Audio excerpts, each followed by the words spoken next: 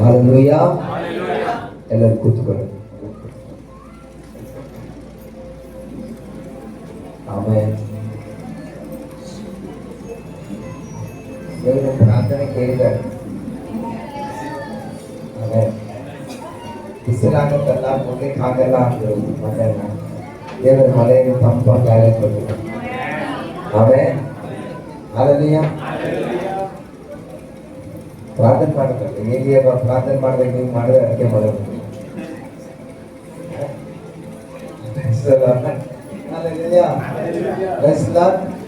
ಇಲ್ಲೇ ಇದ್ದೀರಾ? ಎಲ್ಲರೂ ಇಲ್ಲೇ ಇದ್ದೀರಾ? ಚೆನ್ನಾಗಿದ್ದೀರಾ? ಹೊಟ್ಟೆ ಸ್ವಾಗತ ಇಲ್ಲೆಲ್ಲ ಆಮೇಲೆ ಬೆಳಿಗ್ಗೆ ಆಮೇಲೆ ಕೇಳ್ತೀವಿ. ಯಾರಾದ್ರೂ ಹೇಳ್ತೀರಾ?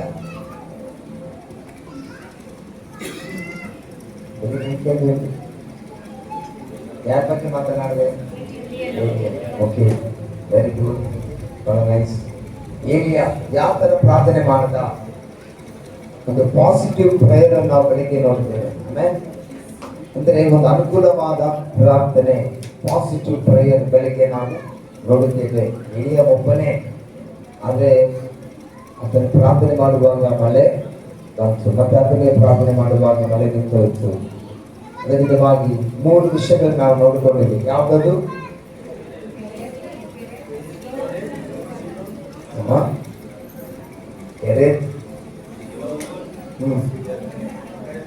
ಎಲ್ಲ ಹೇಳಬೇಕು.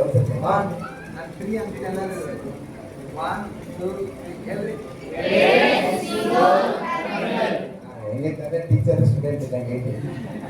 Amen, hallelujah, praise the Lord, hallelujah. ಏನೇನು ಪ್ರಾರ್ಥಿಸುವಾಗ ಅತ್ಯಾಸಕ್ತಿಯಿಂದ ಪ್ರಾರ್ಥನೆ ಮಾಡಿದಂತೆ ನಾವು ನೋಡುತ್ತೇವೆ. ಏಲಿಯಾ ಪ್ರಾರ್ಥನೆ ಮಾಡಿದರೆ ವಾಗ್ದಾನಗಳನ್ನು ಇಟ್ಕೊಂಡು ಪ್ರಾರ್ಥನೆ ಮಾಡಿದ. ಆಮೆನ್, ಅಧಿಕಾರದಿಂದ ಪ್ರಾರ್ಥನೆ ಮಾಡಿದ. ಆಮೇಲೆ ತಗ್ಗಿಸಿಕೊಂಡು ಪ್ರಾರ್ಥನೆ ಮಾಡಿದ. ನಾವು ನೋಡ್ತೇವೆ, ಆ ವಿಧವೆಗಳ ಮಗ ತೀರ್ಕೊಂಡಾಗ ಏಲಿಯನ ಬಳಿ ಬಂದಾಗ ಏಲಿಯನು ಆ ಮಗನನ್ನು ತನ್ನ ಆ ರೂಮ್ಗೆ ತಗೊಂಡೋಗಿ ಏಲಿಯನು ಒಂದೇ ಪ್ರಾರ್ಥನೆ ಮಾಡ್ತಾನೆ. ಏನು ಗೊತ್ತಾ?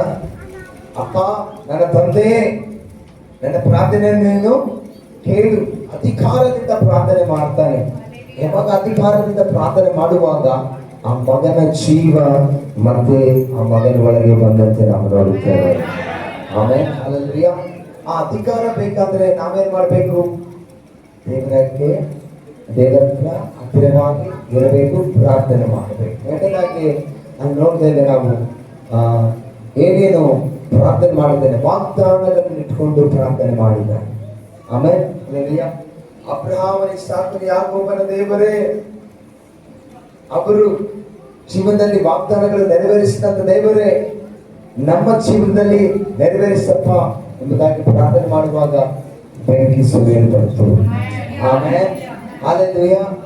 ಮೂರನೇದಾಗಿ ಅದೇ ಕರ್ಮೇಲಿನ ಪರ್ವತದಲ್ಲಿ ಏಲಿಯನ ಪ್ರಾರ್ಥನೆ ಮಾಡುವಾಗ ತಗ್ಗಿಸಿಕೊಂಡು ಪ್ರಾರ್ಥನೆ ಮಾಡುವಾಗ ದೇವರು ಮಳೆಯನ್ನು ಸುರಿಸಿದಂತೆ ನಾವು ನೋಡುತ್ತೇವೆ. Hallelujah, hallelujah. ಏಲಿಯನು ಮನುಷ್ಯನೇ, ನಮ್ಮ ತರ ಸ್ವಭಾವವುಳ್ಳವನೇ, ಮಾಂಸ ಶರೀರವುಳ್ಳವನೇ. ಆದ್ರೆ ಏಲಿಯನ ಪ್ರಾರ್ಥನೆ ಮಾಡುವಾಗ ಆ ಚಿಕ್ಕ ಮಗುಗೆ ಜೀವ ಬಂದಿದೆ. ಹಲ್ಲೆಲೂಯಾ. ಏಲಿಯನ ಪ್ರಾರ್ಥನೆ ಮಾಡುವಾಗ ಈಗ ಮಳೆಯನ್ನು ದೇವರು ಸುರಿಸಿದ್ದಾನೆ. ಏಲಿಯನ ಪ್ರಾರ್ಥನೆ ಮಾಡುವಾಗ ದೇವರು ಬೆಂಕಿಯನ್ನು ಸುರಿಸಿದ್ದಾನೆ. ಹಲ್ಲೆಲೂಯಾ. ಇವತ್ತು ನಾನು ಹೇಳ್ತೇನೆ, ಏಲಿಯ ದೇವರೇ ನನ್ನ ದೇವರು, ಏಲಿಯ ದೇವರೇ ನಿನ್ನ ದೇವರು. ಇವತ್ತು ಈ ಮಧ್ಯಾಹ್ನ ವೇಳೆಯನ್ನು ಕೂಡ ಮತ್ತೆ ಏಲಿಯನ ದೇವರು ನಮ್ಮ ಮಧ್ಯದಲ್ಲಿ ಇಳಿತಾನೆ.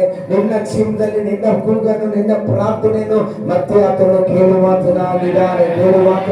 Hallelujah, hallelujah. ನಾಳೆ ಯಾರು ಮಿಸ್ ಮಾಡಬೇಡಿ.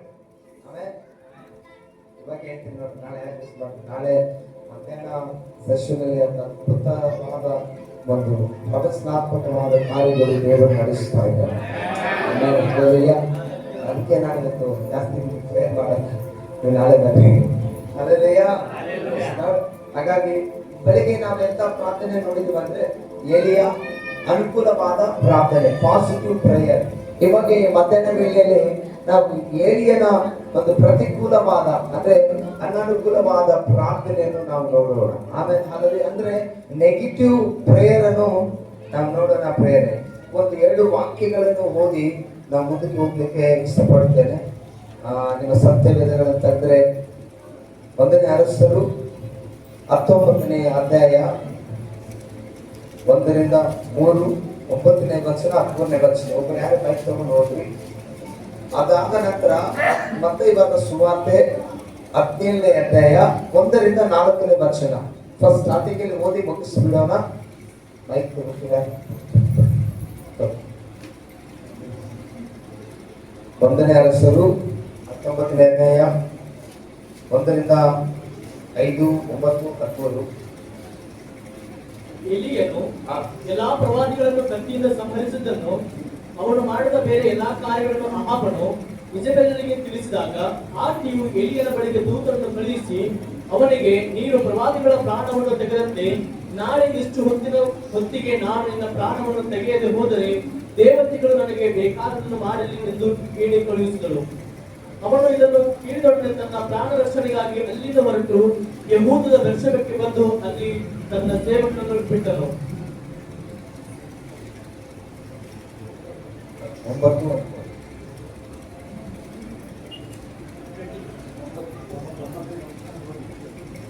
ಅಲ್ಲಿ ಎಲ್ಲಿ ಪ್ರಾರ್ಥನೆ ಮಾಡ್ತಾರೆ, ನನ್ನ ಪ್ರಾಣ ಸಾಕಪ್ಪಾಯ್ತ ಅಂತ ನನ್ನ ಆಲೋಚನೆ ಇಲ್ಲ.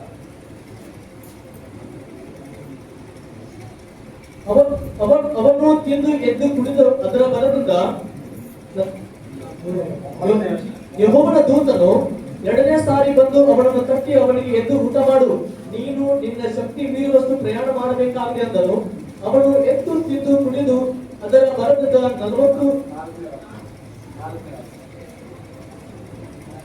ತರುವಾಯ ತಾನೊಬ್ಬನಾಗಿ ಅರಣ್ಯದೊಳಗೆ 1 ದಿವಸದ ಪ್ರಯಾಣ ಮಾಡುವಷ್ಟು ದೂರ ಹೋಗಿ ಒಂದು ಜಾತಿಗಿಡದ ಕೆಳಗೆ ಕೂತುಕೊಂಡು ಮರಣವನ್ನು ಅಪೇಕ್ಷಿಸಿದನು.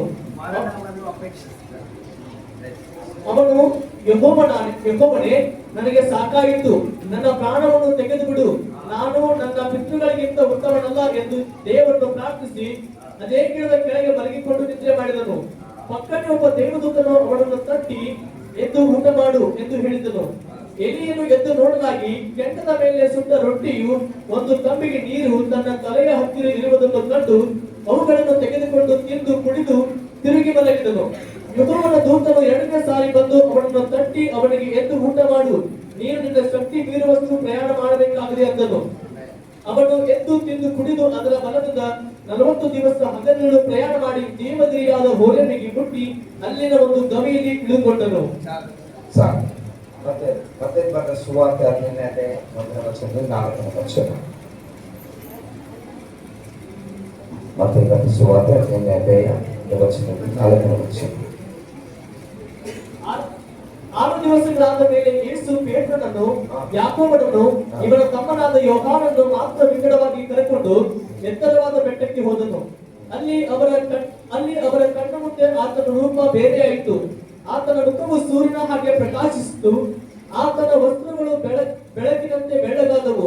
ಇದಲ್ಲದೆ ಮೋಶೆಯು ಎಲೀಯನು ಆತನ ಸಂಗಡ ಮಾತಾಡುತ್ತಾ ಅವರಿಗೆ ಕಾಣಿಸಿಕೊಂಡನು. ಆಗ ಪೇತ್ರನು ಯೇಸುವಿಗೆ, ಸ್ವಾಮಿ, ನಾವು ಇಲ್ಲೇ ಇರುವುದು ಒಳ್ಳೆಯದು. ಅಪ್ಪಣೆಯಾದರೆ ಇಲ್ಲಿ 3 ಪರ್ಣ ಶಾಲೆಗಳನ್ನು ಕಟ್ಟುವೆನು, ನಿನಗೊಂದು, ಮೋಶೆಗೊಂದು, ಎಲೀಯನಿಗೊಂದು ಎಂದು ಹೇಳಿದನು. Amen, hallelujah, praise the Lord. ಬಹಳ ಉತ್ತಮ ಮಾತುಗಳು ನಾವು ನೋಡ್ತಾ ಇದ್ದೇವೆ. ಎಲೀಯನು ದೇವರು ತನ್ನ ಪಕ್ಷದಲ್ಲಿ ಬಂದು ಮತ್ತೆ ಆ ಕಾರ್ಯಗಳು ಮಾಡಿದ ನಂತರ ಆ ಪ್ರವಾದಿಗಳನ್ನೆಲ್ಲರೂ ಕೂಡ ಸಾಯಿಸಿಬಿಡ್ತಾರೆ ಒಬ್ಬನೇ. ಆದ್ರೆ ಇದನ್ನ ಕಂಡ ಇಸ್ರಾಯೇಲ್ ಏನ್ ಮಾಡ್ತಾರೆ ಅಂದ್ರೆ ಒಂದು ಲೆಟರ್ ಕೊಡ್ತಾರೆ ಏಲಿಯನಿಗೆ, ನೀನು ಪ್ರವಾದಿಗಳನ್ನು ಸಾಯಿಸ್ತೀಯಲ್ಲ, ನಾನು ಈ ಹೊತ್ತಿಗೆ ನಾಳೆ ದಿವಸ ನಿನ್ನ ಪ್ರಾಣವನ್ನು ತೆಗೆದುಬಿಡ್ತೀನಿ ಎಂಬುದಾಗಿ ಒಂದು ಲೇಡಿ ಡಾನ್ ಲೆಟರ್ ಕಳಿಸ್ಬಿಡ್ತಾರೆ. ಆಮೇಲೆ ಅಲ್ಲದೆಯಾ ಆ ಲೆಟರ್ ಕಳಿಸಿದ ತಕ್ಷಣ ಏಲಿಯನ್ ಏನ್ ಮಾಡ್ತಾನೆ ಅಂದ್ರೆ ಒಂದು ಆ ಪರ್ವತದ ಮೇಲೆ ನಿಂತು ಬೆಂಕಿ ಇಳಿಸಿದಂತ ಏಲಿಯ. ಆಮೇಲೆ ಪ್ರಾರ್ಥನೆ ಮಾಡಿದ್ರೆ ಜೀವ ಬಂದಿದೆ, ಪ್ರಾರ್ಥನೆ ಮಾಡಿದ್ರೆ ಮಳೆ ಬಂತು, ಎಲ್ಲ ಅದ್ಭುತ ನಡೆಯಿತು. ಆದ್ರೆ ಒಂದು ಸಂದರ್ಭ ಬಂದಿದೆ, ಏಲಿಯನ್ ಹೇಳ್ತಾನೆ, ಆ ಎಸ್ಬಿಎಲ್ಗೆ ಎದುರಿಕೊಂಡು ಹೋಗಿ ಒಂದು ಗಿಡದ ಕೆಳಗಡೆ ಕುಳಿತು ಮರಣಾಪೇಕ್ಷದವನಾಗಿದ್ದಾನೆ. ಅಂದ್ರೆ ಅಪ್ಪ ಏನು ಸಾಕು, ಇಟ್ಸ್ ಎನಫ್ ಲಾರ್ಡ್, ಈ ಜೀವನ ಸಾಕು ನನಗೆ ಎಂಬುದರಷ್ಟು ಏಲಿಯನು ನಿರಾಶೆಯುಳ್ಳವನಾಗಿದ್ದಾನೆ. ಯಾರು ಏಲಿಯನು? ಶಕ್ತಿ ಉಳ್ಳವನು, ಬಲವುಳ್ಳವನು, ಪ್ರಾರ್ಥನೆ ವೀರನು. ಆದರೆ ಒಂದೇ ಒಂದು ಮಾತಿಗೆ ಒಂದು ಸತಿ ಏನಾಯ್ತಂದ್ರೆ ಆತನು ಕುಗ್ಗಿ ಹೋಗಿದ್ದಾನೆ. ಸಾತಾನನು ಅವನ ಆಯುಧಗಳು ಏನು ಗೊತ್ತಾ? ಎಲ್ಲದಕ್ಕಿಂತ ಒಂದು ದೊಡ್ಡ ಆಯುಧ ಏನಂದ್ರೆ ಡಿಪ್ರೆಷನ್. ಡಿಪ್ರೆಷನ್ ಅಲ್ಲಿ ಹೋಗುವಂತೆ ಮಾಡುವುದೇ ಸಾತಾನನ ಕೆಲಸ. ಇವತ್ತಿನ ದಿನಮಾನಗಳಲ್ಲಿ ನಾವು ನೋಡುತ್ತೇವೆ, ಬಹಳ ಮಂದಿ ಜೀವನದಲ್ಲಿ ಡಿಪ್ರೆಷನ್ಗೆ ಒಳಗಾದವರು 100ಕ್ಕೆ 70% ಡಿಪ್ರೆಷನ್ಗೆ ಆದವರಿದ್ದಾರೆ. ಯಾಕೆ? ಏನೋ ಸಮಥಿಂಗ್ ಕಾರಣ. ಯಾರು ಮಾತಾಡ್ತಿಲ್ಲ ಅಂತ ಒಬ್ಬರು ಡಿಪ್ರೆಷನ್ಗೆ ಹೋಗ್ತಾರೆ, ಒಬ್ಬರು ನನಗೆ ಯಾರು ಎಂಬುದಾಗಿ ಇನ್ನೊಬ್ಬರು ಡಿಪ್ರೆಷನ್ಗೆ ಹೋಗ್ತಾರೆ, ಇನ್ನೊಬ್ರು ಲವ್ ಫೇಲ್ಯೂರ್ ಆಯ್ತಪ್ಪ ಎಂಬುದಾಗಿ ಹೋಗಿ ಅವ್ನು ಡಿಪ್ರೆಷನ್ಗೆ ಹೋಗ್ತಾನೆ, ಇನ್ನೊಂದು ಹುಡುಗಿ ಕೈ ಕೊಟ್ಲ ಅಂತ ಇನ್ನೊಬ್ರು ಡಿಪ್ರೆಷನ್ಗೆ ಹೋಗ್ತಾನೆ. ಹಲವಾರು ಡಿಪ್ರೆಷನ್ಗಳು. ಏನಾದ್ರು ಕಾರಣ ಇದೆ ಡಿಪ್ರೆಷನ್ ಅಂತ ಪರವಾಗಿಲ್ಲ, ಅನಸರಿ ಡಿಪ್ರೆಷನ್ಗಳು.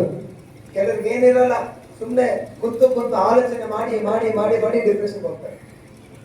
ಏನಿರಲ್ಲ ಹಂಗ ಅನಿಸ್ತದೆ.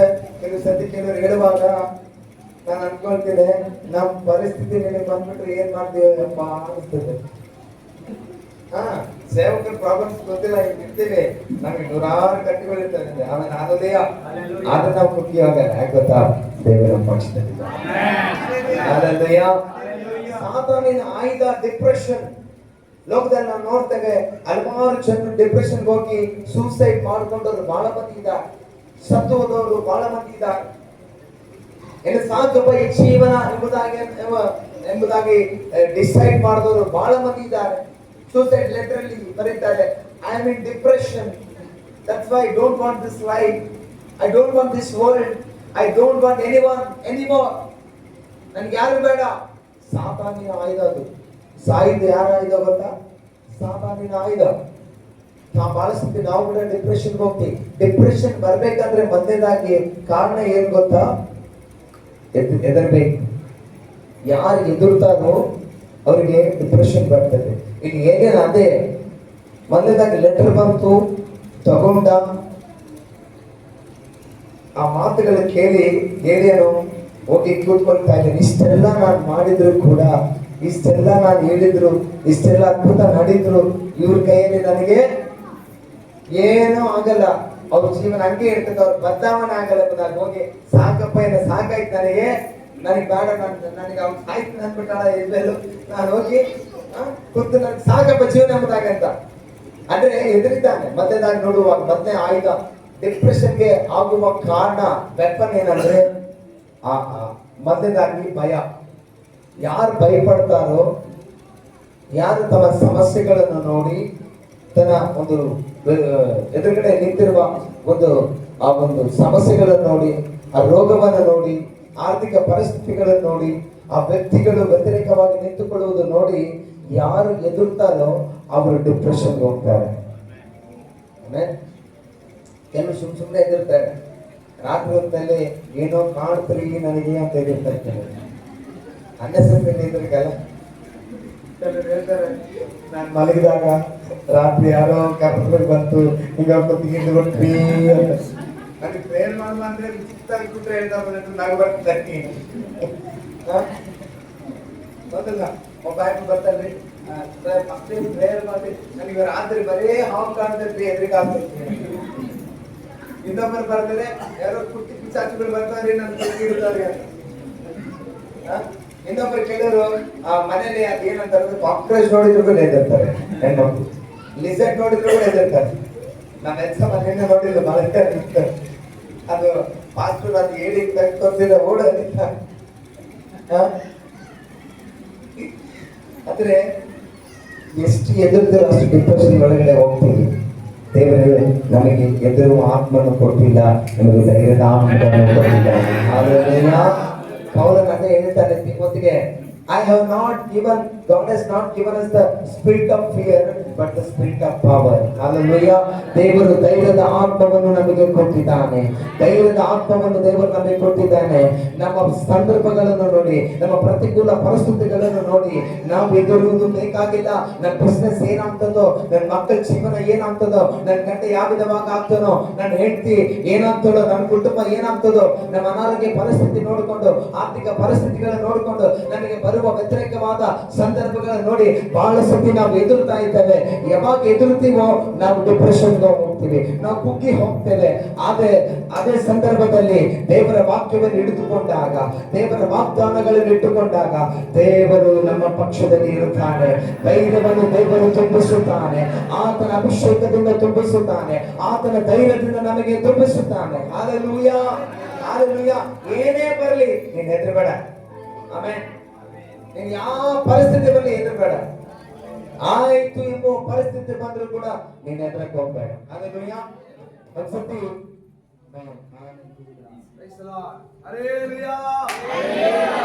ಒಂದ್ಸತಿ ಯೆಹೋಶುವನು ಕುಗ್ಗಿ ಹೋಗಿ ಭಯದಿಂದ ಕೂಡ್ತಾನೆ. ಏನಂತ ಗೊತ್ತಾ? ಮೋಶೆ ನಾಯಕನು ತೀರ್ಕೊಂಡಿದ್ದಾನೆ. ಆಮೇಲೆ ಎಲ್ಲ ನೋಡೋಣ, ಇಲ್ಲಿ ನೋಡೋಣ. Hallelujah, hallelujah, hallelujah. ಭಕ್ತರು ಕೈ ಕೊಟ್ಟು ಹೇಳಿ, ಇನ್ಮೇಲೆ ಹೆದರಬೇಡ ಅಂತ ಹೇಳಿ. ಹೆದರಬೇಡ. ಮತ್ತೆ ಮನೆಗೆ ಹೋಗಿ ಗಂಡನ ಮುಂದೆ ಏನಿಲ್ಲ ಫಾಸ್ಟ್ ಎಂದು ನನಗೆ ಹೆದರಬೇಡ ಅಂತ ಮತ್ತೆ ಹೆಂಗ್ ಮಾಡ್ಬೇಡ್ರಿ? ಮತ್ತೆ ದೊಡ್ಡವ್ರಿಗೆ ಚಿಕ್ಕ ಮಕ್ಕಳಿಗೆ ಏನಪ್ಪ ಏನ ಅದಲ್ಲ. ಎದುರೋದಂದ್ರೆ ನಮ್ಮ ಪರಿಸ್ಥಿತಿಗಳನ್ನು ನೋಡಿ ಹೆದರಬೇಡ. ದೇವರು ನಿಮ್ಮ ಸಂಗಡ ಬ್ರದರ್, ದೇವರು ನಿಮ್ಮ ಸಂಗಡ ಇದ್ದಾನೆ. ದೇವರು ಇದ್ದಾನೆ. ಅಮ್ಮ ನಿಮ್ಮ ಸಂಗಡ ದೇವರು ಇದ್ದಾನೆ. ಬಂದಂತವ್ರು ಯಾಕೆ ಮಾತುಗಳು ಏನು ಹೇಳ್ಬೇಕು ಅನ್ಕೊಂಡ್ರೆ, ದೇವರು ಹೇಳ್ತಾ ಇದ್ರೆ ಬಹಳ ಮಂದಿ ಭಯದಿಂದ ಇದ್ದಾರೆ. ಅವರ ಭಯವನ್ನು ಕಲ್ಲು ಆಗ್ತಾ ಇದೆ ಇವತ್ತೆಂಬುದಾಗಿ. ಮಕ್ಕಳ ಪರಿಸ್ಥಿತಿಯನ್ನು ನೋಡಿ ಎದುರುಬೇಡ. ಇನ್ನು ಮದುವೆ ಆಗ್ತಾ ಇಲ್ಲ ಅಂತ ಎದುರುಬೇಡ. ಇನ್ನು ನಿನಗೆ ಮಕ್ಕಳು ಆಗ್ತಾ ಇಲ್ಲ ಅಂತ ಎದುರುಬೇಡ. ಇನ್ನು ನಿನ್ನ ಕುಟುಂಬ ಸರಿ ಆಗ್ತಾ ಇಲ್ಲ ಅಂತ ಎದುರುಬೇಡ. ದೇವರು ಹೇಳ್ತಾ ಇದ್ದೇನೆ, ನಾನು ನಿನ್ನ ಸಂಗಡ ಇದ್ದೇನೆ. ಹಲ್ಲೆಲೂಯಾ.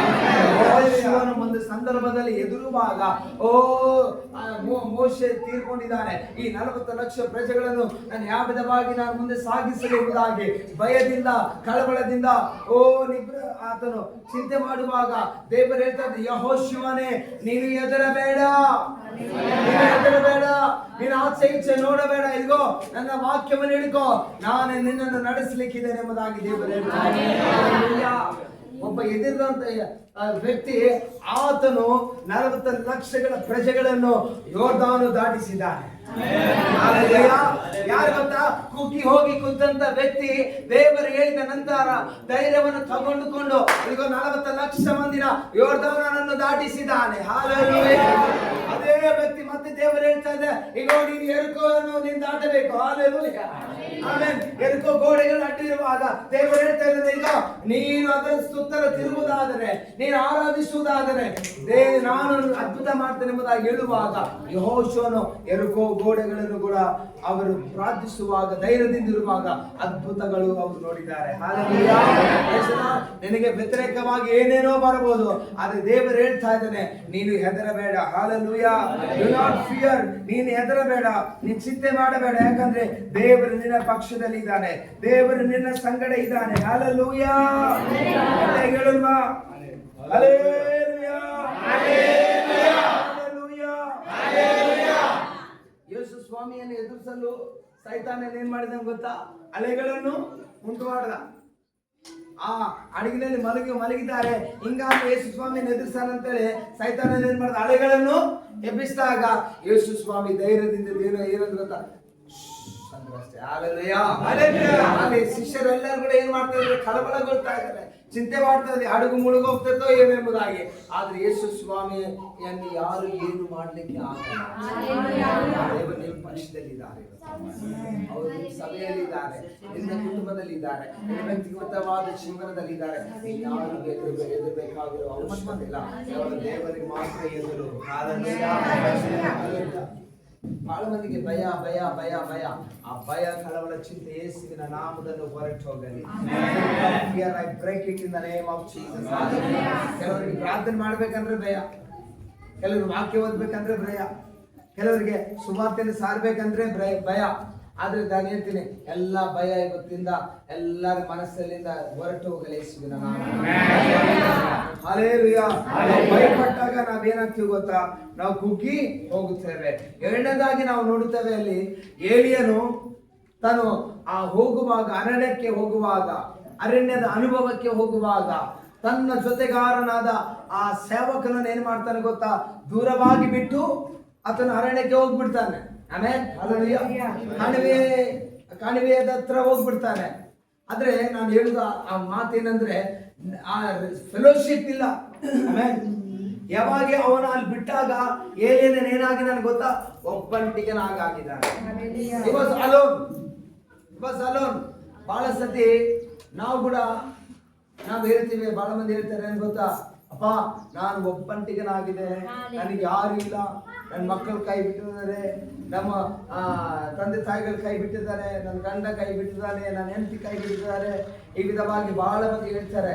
ಅದು ದೇವರು ಹೇಳ್ತಾರೆ, ಯಾರು ಕೈ ಬಿಟ್ಟರು ಕೂಡ ದೇವರಲ್ಲಿ ನಾನು ಕೈ ಬಿಡಲ್ಲ. ಆಗಿರೋದು ದೇವರಿಗೆ ಇಷ್ಟನೇ ಇಲ್ಲ. ಆಮೇಲೆ ಏಲಿಯನು he was alone. ಯಾವಾಗ ಆ ಸಹವಾಸವನ್ನು ಬಿಟ್ಟಿದ್ದಾನೋ, ಆ ಕನೆಕ್ಷನ್ ಅನ್ನು ಬಿಟ್ಟಿದ್ದಾನೋ, ಆ ಫೆಲೋಶಿಪ್ ಅನ್ನು ಬಿಟ್ಟಿದ್ದಾನೋ, ಅವನು ಒಬ್ಬಂಟಿಗನಾಗಿ ಹೋಗ್ಬಿಟ್ಟಿದ್ದಾನೆ.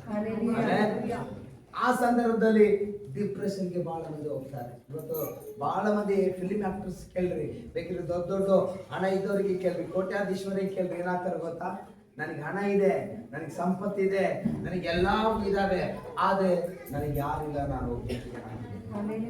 ಅವ್ರ ಆಸ್ತಿಯನ್ನು ಮೊನ್ನೆ ಒಂದು ನಾನು ನ್ಯೂಸ್ ಅಲ್ಲಿ ನೋಡ್ತಾ ಇದ್ದೀನಿ, ಅವ್ರ ಆಸ್ತಿಯನ್ನೆಲ್ಲ ಕೂಡ ಅನಾಥ ಆಶ್ರಮಕ್ಕೆ ಬರೆದು ಕೊಟ್ಟು ನಾನು ಸತ್ತ ಮೇಲೆ ಅವರಿಗೆ ಎಂಬುದಾಗಿ ಬಿಲ್ನಾಮ ಬರೆದು ಕೊಟ್ಟಿದ್ದಾರೆ. ಅಂದ್ರೆ ಯಾರಿಲ್ಲ ನನಗೆ, ಐ ಆಮ್ ಅಲೋನ್. ಈ ಒಬ್ಬಂಟಿಗರಾಗಿರ್ಲಿಕ್ಕೆ ಕಾರಣವೇನೆಂದ್ರೆ, ಒಂದು ಸರಿಯಾದ ಕನೆಕ್ಷನ್ ಇಲ್ಲ.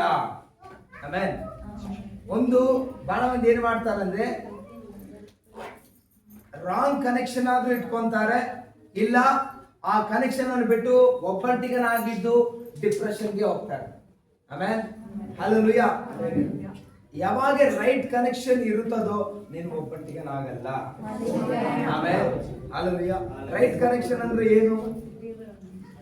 ದೇವರ ಕನೆಕ್ಷನ್. ಓಕೆ, ಇನ್ನ ಹೇಳ್ತೀರಾ ರೈಟ್ ಕನೆಕ್ಷನ್ ಅಂದ್ರೆ ಏನು ಹೇಳ್ತೀರಾ? ಬ್ರದರ್ಸ್ ಯಾರಾದ್ರು ಒಂದು 2-3 ಆನ್ಸರ್ ನೀವು ಹೇಳಿ. ಕರೆಕ್ಟ್ ಬಗ್ಗೆ ಮಾತನಾಡೋದು ಮೆಸೇಜ್ ಬೇಡ. ಆಮೇಲೆ ಹಲ್ಲೆಲೂಯಾ ಹೇಳ್ರಿ.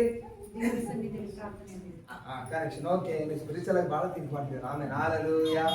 ಓಕೆ, ರೈಟ್ ಕನೆಕ್ಷನ್ ಅಂದ್ರೆ ಸರಿಯಾದ ವ್ಯಕ್ತಿಗಳ ಜೊತೆಯಲ್ಲಿ ನಾವು ಕನೆಕ್ಷನ್ ಆಗಿರಬೇಕು. ಆಮೇಲೆ ಸರಿಯಾದ ವ್ಯಕ್ತಿಗಳಂದ್ರೆ ಯಾರು?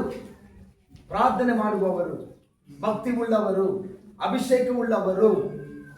ಯಾವಾಗ ನಮ್ಮ ಕನೆಕ್ಷನ್ ರೈಟ್ ಆಗಿರುತ್ತದೋ ನಮ್ಮ ಜೀವನ ಕೂಡ ರೈಟ್ ಆಗಿರುತ್ತದೆ.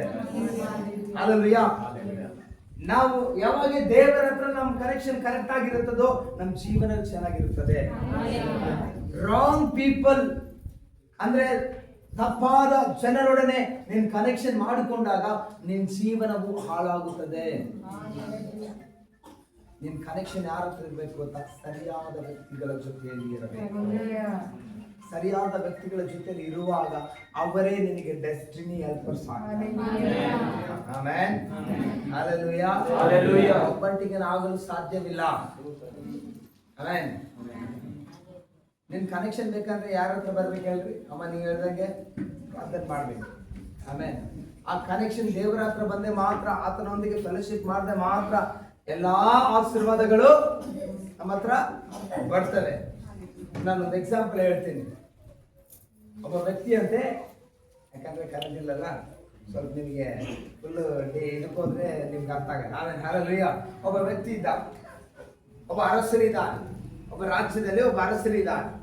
ಅರಸನ ಏನ್ ಮಾಡಿದ್ದಾನೆ ಅಂದ್ರೆ, ಆ ಎಲ್ಲ ಬಂಗಾರ ವಸ್ತ್ರಗಳು, ವೈದ್ಯಗಳು ಎಲ್ಲ ಕೂಡ ಬಹಳ ಬೆಳೆ ಉಳಿದೆಲ್ಲ ಕೂಡ ಒಂದ್ ಕಡೆಗೆ ಈಗ ರಾಶಿ ಹಾಕಿ ರಾಜ್ಯದಲ್ಲಿ ಒಂದು ಕೂಗನ್ನು ಕೂಗ್ತಾನೆ. ಏನಂತ ಗೊತ್ತಾ? ಯಾರ್ಯಾರಿಗೆ ಏನೇನ್ ಬೆಳಿ ಬೇಕು, ಏನೇನು ವಸ್ತ್ರಗಳು ಬೇಕು, ಏನೇನ್ ತಗೊಂಡೋಗ್ಬೇಕು, ಎಲ್ಲ ಬ್ಯಾಗ್ಗಳು ತಗೊಂಡೋಗ್ರಿ ಅಂತ. ನನಗೆ ಆ ಚಾನ್ಸ್ ಹೌದಲ್ಲ? ಆ ಬ್ಯಾಗ್ ತಗೊಂಡು ಬ್ಯಾಗ್ ಎಲ್ಲ ನಾವಾದ್ರೆ ಬ್ಯಾಗ್ ಒಳಗೆ ಒಂದು 10 ಬ್ಯಾಗ್ ಇಟ್ಕೊಂಡು ಹೋಗಿ ಹೌದಲ್ಲ, ನಾನಂತ ಓಡೋಗ್ತೀನಪ್ಪ ಬಸ್ಸು. ಯಾಕಂದ್ರೆ ಬೇಕು ನನ್ ಸೇವೆ ಮಾಡಕ್ ಬೇಕು, ಹೌದಲ್ರಿ? ಬಸ್ ಬೇಕಲ್ಲ, ಖರ್ಚುಗಳು ಕಟ್ಬೇಕು. ನಾವು ಸಾಯ ಒಳಗೆ ಏನಾದ್ರು ಒಂದು 20-30 ಕಟ್ಬೇಕು. ಆಮೇಲೆ ಆಲಲಿಯ ಸಾಯ ಒಳಗೆ 1,000 ಅಟ್ಲೀಸ್ಟ್ ಒಂದು 2-3 ಸಾವಿರ ಆತ್ಮಗಳಾದ್ರೂ ರಕ್ಷಿಸ್ಬೇಕು ನಾವು ನಮ್ಮ ಸಭೆಯಲ್ಲಿ ಮಿನಿಮಮ್. ಅಂದ್ರೆ ಹಂಗ ಹೋಗ್ಬೇಕಂದ್ರೆ ನಾವು ಹಲವಾರು ಲಕ್ಷಾಂತರ ಜನಗಳ ಮುಂದೆ ದೇವರು ಅದ್ಭುತವಾಗಿ ದೇವ್ರ ಕಾರ್ಯಗಳು ಮಾಡ್ತೀವಿ. ಯಾಕೆ ಹೇಳ್ತೀನಿ ಅಂದ್ರೆ ಅದೇ ನಮಗೆ ಅಪಾರ್ಚುನಿಟಿ ಕೊಟ್ರೆ, ನೀವೇ ಬ್ಯಾಗ್ ಕೊಟ್ಟು ಅರಸನೆ ಅನ್ಕೊಳ್ರಿ, ನಾನೇ ಅರಸನ ಅನ್ಕೊಳ್ರಿ. ಇಲ್ಲಿ ರಾಶಿ ರಾಶಿ ಆಗಿದೆ, ಗೋಲ್ಡ್ ಡೈಮಂಡ್ ಎಲ್ಲರೂ ಇಲ್ಲಿ ಕೇಳ್ತಿದ್ದೀರಾ? ಓಕೆ, ಆ ಡೈಮಂಡ್ ಗೋಲ್ಡ್ ಎಲ್ಲ ಇದೆ. ನೀವು ಬಂದು ಯಾರಿಗೆ ಏನ್ ಬೇಕು ತಗೊಂಡೋಗ್ರಿ ಅಂತಂದ್ರೆ ನೀವೇ ತಗೊಂಡೋಗ್ತೀರಾ? ಇಲ್ಲ ತಗೊಂಡೋಗಲ್ಲ, ಬೇಡ ನಾನು ತಗೊಂಡೋಗ್ತೀಯ ನಿಮ್ಗೆ ಬೇಡ ಅಂದ್ರೆ. ಆ ರಾಜ್ಯದಲ್ಲಿ ಅನೌನ್ಸ್ ಮಾಡುವಾಗ ಆ ಅರಸನ ಏನ್ ಮಾಡಿದ್ದಾನೆ, ಒಂದ್ ಕಡೆ ಕುಂತು ಅಬ್ಸರ್ವ್ ಮಾಡ್ತಾ ಇದ್ದಾನೆ. ಎಲ್ಲರೂ ಬಂದ್ರು, ಬ್ಯಾಗ್ಗಳು ತಗೊಂಡ್ ಬಂದ್ರು. ಎಲ್ಲರೂ ಅರಸನ ಮಗ ನೋಡ್ತಾರೆ, ದಂಡಗಳಿರ್ತಾರೆ.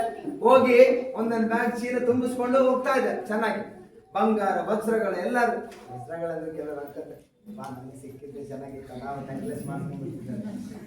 Golden necklace, golden bracelet, golden ring ಎಲ್ಲ ಬೀರೋ ಒಳಗೆ, ಬಿಸಿಲು ಒಳಗೆ ಎಲ್ಲ ನಂದೇ, ಹೌದಲ್ಲ?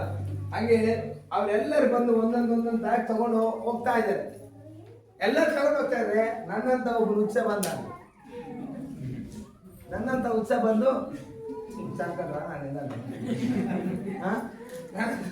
ಹುಚ್ಚ ಬಂದು ಆ ರಾಜ್ಯದಲ್ಲಿ ಏನ್ ನೋಡ್ತಾ ಇದ್ದಾನೆ. ಈ ರಾಜನಲ್ಲಿ ಏನ್ ನೋಡ್ತಾ ಇದ್ದಾನೆ, ಹಿಂಗೇ ನೋಡ್ತಾ ಇದ್ದಾನೆ. ಆ ರಾಜ ಇದನ್ ಕಡೆ ನೋಡ್ತಾನೆ, ಅವ್ರ ಕಡೆಗೆ ನೋಡ್ತಾನೆ. ನೀನ್ ಸ್ವಲ್ಪ ಆ ಕಡೆ ನೋಡುದು, ಅವ್ರ ಕಡೆ ನೋಡು, ಹಿಂಗೆ ನೋಡ್ತಾನೆ ನಾನು ರಾಜ. ಅವರೆಲ್ಲ ತಗೊಂಡು ಹೋಗ್ತಾ ಇದ್ದಾರೆ. 1 ದಿವಸ ಆಯ್ತು, 2 ದಿವಸ ಆಯ್ತು. ಅವ್ರು ತಗೊಂಡೋಗಿ ಅವ್ರು ಬೇಗ ಚೆನ್ನಾಗಿ ಎಂಜಾಯ್ ಮಾಡ್ತಾ ಇದ್ರು ಆಲ್ರೆಡಿ. ಇವನು ಮಾತ್ರ ಹೋಗ್ತಾ ಇಲ್ಲ, ಬಿಕಾರಿ, ಏನಿಲ್ಲ, ಒಂದು ಸ್ಲಮ್ ಏರಿಯಾ, ಯಾರು ಹೋಗೋಷ್ಟು ಇದು ಕೂಡ ಆತನಿಗಿಲ್ಲ. ಆದ್ರೆ ಇವನು ಮಾತ್ರ ಮಾಡ್ತಾನೆ. ಆ ರಾಜ ಅನ್ಕೊಂತಿರೋಲ್ಲ, ಎಲ್ಲ ಇದ್ದಂತವ್ರೆ ಟಕ್ಕ ಯಾರು ತುಂಬಿಸ್ಕೊಂಡು ಹೋದ್ರೆ ಇವನು ಭಿಕ್ಷೆಗಾರರಲ್ಲಿ ಎಷ್ಟು ತಗೊಂಡೋಗ್ಬೇಕು, ಅದಲ್ರಿ ಅವ್ರಿಗಿಂತ ಜಾಸ್ತಿ ತಗೊಂಡೋಗ್ಬೇಕು. ಯಾಕಂದ್ರೆ ಅವ್ರು ಪ್ರಾಪರ್ಟಿ ಇದ್ದವ್ರೆ, ಹಿಂದೆ ಬ್ಯಾಲೆನ್ಸ್ ಇದ್ದವ್ರೆ ಅಂತ ತಗೊಂಡೋದಾಗ ಇವನ್ ಯಾವ್ದಾದ್ರು ತಗೊಂಡು ಇನ್ನೂ ಜಾಸ್ತಿ ತಗೊಂಡೋಗ್ಬೇಕು. ಆದ್ರೆ ಈ ತರ ಏನ್ ಮಾಡ್ತಾನೆ, ಅರಸನ ಕಡೆನೇ ನೋಡ್ತಾ ಇದ್ದಾನೆ, ರಾಜನ ಕಡೆನೇ ನೋಡ್ತಾ ಇದ್ದಾನೆ. ರಾಜಗೆ ಸಿಟ್ಟೆ, ಏನ್ ಬುದ್ಧಿ ಐತಿಲ್ಲೋ ನಿನಗೆ, ನೀನು ತಗೊಂಡೋಗಂದ್ರೆ ಬೇಡ, ವಜ್ರ ಬಂಗಾರ ನಾಣ್ಯಗಳು ತಗೊಂಡೋಗ ಬೇಡ. ನಿನ್ಗೇನೋ ಹುಚ್ಚಿರ್ತದೆ, ನಿಜವಾಗ್ಲೂ ಹೌದಲ್ಲ? ಏನ್ ಬೇಕೋ ನಿನಗೆ ಅಂದ್ರೆ ಅವರೆಲ್ಲ ತಗೊಂಡೋಗಿದ್ದಾರಲ್ಲ, ನಿನ್ಗೂ ತಗೊಂಡೋಗಪ್ಪ, ಯಾಕೆ ಸುಮ್ಮನೆ ಕಲ್ತಿ? ಇಲ್ಲ ನಡಿ ಅಂತ. ಇಲ್ಲ, ನೀನ್ ಹೇಳಿ ಅಲ್ಲ, ಏನೋ ತಗೊಂಡೋಗ್ರಿ ಅಂತ ಪ್ರಾಮಿಸ್ ಮಾಡಿದ್ಯಲ್ಲ. ಏನೋ ಕೊಡ್ತೀನಿ ಅಂತ ಪ್ರಾಮಿಸ್ ಮಾಡಿಯಲ್ಲ. ಹೌದು, ಮಾಡಿದ್ದೇನೆ. ಅವಾಗ ಹೇಳ್ತೇನಂತೆ, ನನಗೆ ಅದೆಲ್ಲ ಬೇಡ, ಒಂದು ಸರ್ತಿ ನೀನು ನನ್ನ ಮನೆಗೆ ಬಂದು ಫೆಲೋಶಿಪ್ ಮಾಡು ಅಂದ. ಆಮೇಲೆ ಇವಾಗ ಇವರು ರಾಜ, ನಾನು ಸ್ಲಮ್ಮಲ್ಲಿ ಇದ್ದೀನಿ, ನನ್ನ ಮನೆಗೆ ರೋಡ್ ಇಲ್ಲ. ನನಗೆ ಕೇಳಿ, ನನ್ನ ಮನೆಗೆ ರೋಡ್ ಇಲ್ಲ, ನನ್ನ ಯಾರು ಮಾತಾಡಲ್ಲ, ನಾನು ಭಿಕಾರಿ, ನನ್ನ ಮನೆಗೆ ರಾಜ ಬರ್ತಾನ? ಹೇಳಮ್ಮ, ಸಿದ್ದರಾಮಯ್ಯ ಬಂದು ನಮ್ಮ ಮನೆಗೆ ಬಂದು ಹೇಳ್ರಿ, ಬರಲ್ಲ, ಹೌದಲ್ಲ? ಸಿದ್ದರಾಮಯ್ಯ ಬರ್ಬೇಕಾದ್ರೆ ಏನ್ ಮಾಡ್ತಾರೆ ಹೇಳ್ರಿ? ಮೊದಲನೇದಾಗಿ ರೋಡ್ ಮಾಡ್ತಾರ, ಕರೆಕ್ಟ್ ಮಾಡ್ತಾರ, ರೋಡ್ ಮಾಡ್ತಾರ. ಆಮೇಲೆ ಏನ್ ಮಾಡ್ತಾರ? ಒಂದ್ ಒಳ್ಳೆ ಮನೆ ಮಾಡ್ತಾರ, ಸುತ್ತಮುತ್ತಲೆಲ್ಲ ವೈಭವ, ಸೆಕ್ಯೂರಿಟಿ, ಫುಲ್ ಜೋಶ್, ಒಂದ್ ತಿಂಗಳಿಂದ ಫುಲ್ ಜೋಶ್, ಹೌದಾ? ಹಂಗೆ ಇವನೇನ್ ಅನ್ಸ್ ಮಾಡ್ದ, ಓಹೋ ರಾಜನೇ ನಮ್ಮ ಮನೆಗೆ ಬಂದ್ರೆ, ರಾಜ ಬರ್ಬೇಕಂದ್ರೆ ಏನಾಗ್ಬೇಕಲ್ಲಿ ಇವ್ರ ಮನೆ ಹತ್ರ ಸೆಟಪ್, ರಾಜಭವನ ಎಲ್ಲ ಅಲ್ಲಿ ಬರ್ಬೇಕು. ರಾಜ ಅಲ್ಲಿಗೆ ಬರ್ಬೇಕಂದ್ರೆ ರಾಜ ತಕ್ಕ ಸ್ಥಾನ ಇರ್ಬೇಕು, ಸುಮ್ಮನೆ ಬರಲ್ಲ ರಾಜ, ಹೌದಲ್ರಿ? ಇಲ್ಲಿ ಸಿಂಹಾಸನದಲ್ಲಿ ಇದ್ದಾನೆ, ಅಂತಃಪುರದಲ್ಲಿ ಇದ್ದಾನೆ, ಎಲ್ಲ ಇದೆ. ಇವಾಗ ರಾಜ ಅಲ್ಲಿಗೆ ಬರ್ಬೇಕಂದ್ರೆ ಅಲ್ಲಿ ಕೂಡ ಏನಿರ್ಬೇಕು? ಅಂತಃಪುರ ಇರ್ಬೇಕು. ಆಮೇಲೆ ಹಾಲೆಲೂಯಾ, ಅರ್ಥ ಆಯ್ತಾ ನಾ ಹೇಳೋದು ನಿಮಗೆ? ಹಾಗಾಗಿ ರಾಜರು ಬರ್ತಿದ್ದ ಏನ್ ಮಾಡ್ತಾರೆ ಗೊತ್ತಾ? ಎಲ್ಲರೂ ಹೋಗಿ ಮುಂಚೆನೆ ಎಲ್ಲ ರಾಜಭವನ ಎಲ್ಲ ಮಾಡಿ ಅವನ ಮನೆಗೆ ಎಷ್ಟು ವರ್ಷ ಆಯ್ತು ರೋಡ್ ಬಿದ್ದಿಲ್ಲ, ರೋಡ್ ಬಿದ್ದು ಅವನ ಮನೆಗೆ ಯಾರು ಬರೋದೇ ಇಲ್ಲ. ಅವ್ನ ಮಾತಾಡ್ಸಿ ದೂರ ಹೋಗ ವಾಸ್ತಿ ನೀನು ಅಂದವ್ರು ಕೂಡ ಬಂದು ಏನ್ ಹೇಳ್ತಾರೆ ಗೊತ್ತಾ? ಕಣೋ ರಾಜ ನಿಮ್ ಮನೆಗೆ ಬರ್ತಾನಲ್ಲ, ಅವಾಗ ನಮ್ಗೆ ಸ್ವಲ್ಪ ಸಹಾಯ ಮಾಡಕ್ ಹೇಳ್ಕಣೋ. ಹೌದಲ್ರಿ? ಅವಾಗ ಮಾತಾಡಲಾರ್ದವನು ಬಂದು ಕೂಡ ಏನ್ ಮಾಡ್ತಿದ್ದಾನೆ ಗೊತ್ತಾ? ಇವನ ಹತ್ರ ಮಾತನಾಡ್ತಿದ್ದಾನೆ. ಅವಾಗ ರಾಜ ಏನ್ ಮಾಡ್ತಿದ್ದ? ರಾಜ ಬರುವಾಗ ರಾಜಭವನ ಬರ್ರಿ ಬರ್ರಿ, ರಾಜ ಬರ್ತಾ ಇದ್ದಾನೆ ಅವರಿಂದ ಜನರೆಲ್ಲ ಬರ್ತಾ ಇದ್ದಾರೆ. ಆಮೇಲೆ ಹಲಲುಯ್ಯ ಹೂವಿನ ಹಾರ ಆಗ್ತಾ ಇದ್ದಾರೆ. ಯಾರಿಗೆ ಆಗ್ತಾರೆ? ರಾಜ ಬಿದ್ದಾಗ ಇವನಿಗೆ ಬೀಳ್ತದೆ. ಆಮೇಲೆ ರಾಜ ಬಂದು ಬರೇ ಒಂದೊಪ್ಪತ್ತು ಊಟ ಮಾಡಪ್ಪ ಅಂತ ಕೇಳ್ದ. ಒಂದೊಪ್ಪತ್ತು ಊಟ ಮಾಡಕ ರಾಜಭವನೇ ಬಂದ್ಬಿಡ್ತೀವಿ. ಒಂದೇ ಒಂದು ಚಿಕ್ಕ ಫೆಲೋಶಿಪ್, ಆ ಫೆಲೋಶಿಪ್, ಆ ಕನೆಕ್ಷನ್ಗೋಸ್ಕರ ರಾಜಭವನೇ ಬಂದ್ಬಿಟ್ಟು. ಅಂದ್ರೆ ಇಲ್ಲಿ ಎಷ್ಟು ಜ್ಞಾನವಂತ ನೋಡ್ರಿ. ನಾನು ರೈಟ್ ಕನೆಕ್ಷನ್, ಆ ಗೋಲ್ಡ್ ಗಡೆ ಕನೆಕ್ಷನ್ ಮಾಡ್ಬಿಟ್ರೆ ನನ್ಗೇನು ಬರಲ್ಲ. ತಗೊಂಡೋದ್ರೆ 4 ದಿವಸ ತಿನ್ನೋದು 2 ದಿವಸದಲ್ಲೇ ತಿಂದು ಹಾಳು ಮಾಡ್ಬಿಟ್ಟು ರೊಕ್ಕಿರ್ತಾವ ನನ್ನ ಜೊತೆಲೆ ಏನ್ರಿ ಅಸಲ್ ಇರಂಗಿಲ್ಲ. ಅದೇ ವಿಧವಾಗಿ ಈ ರಾಜನಲ್ಲಿ ಬರುವಾಗ ಅವನಿಗೆ ವೈಭವ ಬಂತು, ಮನೆ ಬಂತು, ಅವನ ತರಗಳಲ್ಲೂ ಕೂಡ ಕೂತ್ಕೊಂಡು ತಿನ್ನಷ್ಟು ಬಂದ್ಬಿಟ್ಟು. ಯಾಕೆ ಈ ಮಾತನ್ನ ಹೇಳ್ತೀನಿ ಅಂದ್ರೆ, ಈ ಒಂದು ರಾಜ ಬಂದ್ರೆ ಅವನಿಗೆ ಅಷ್ಟು ಆಶೀರ್ವಾದ ಬಂದ್ರೆ, ಯೇಸು ಸ್ವಾಮಿ ನಿನ್ನ ಮನೆಗೆ ಬಂದ್ರೆ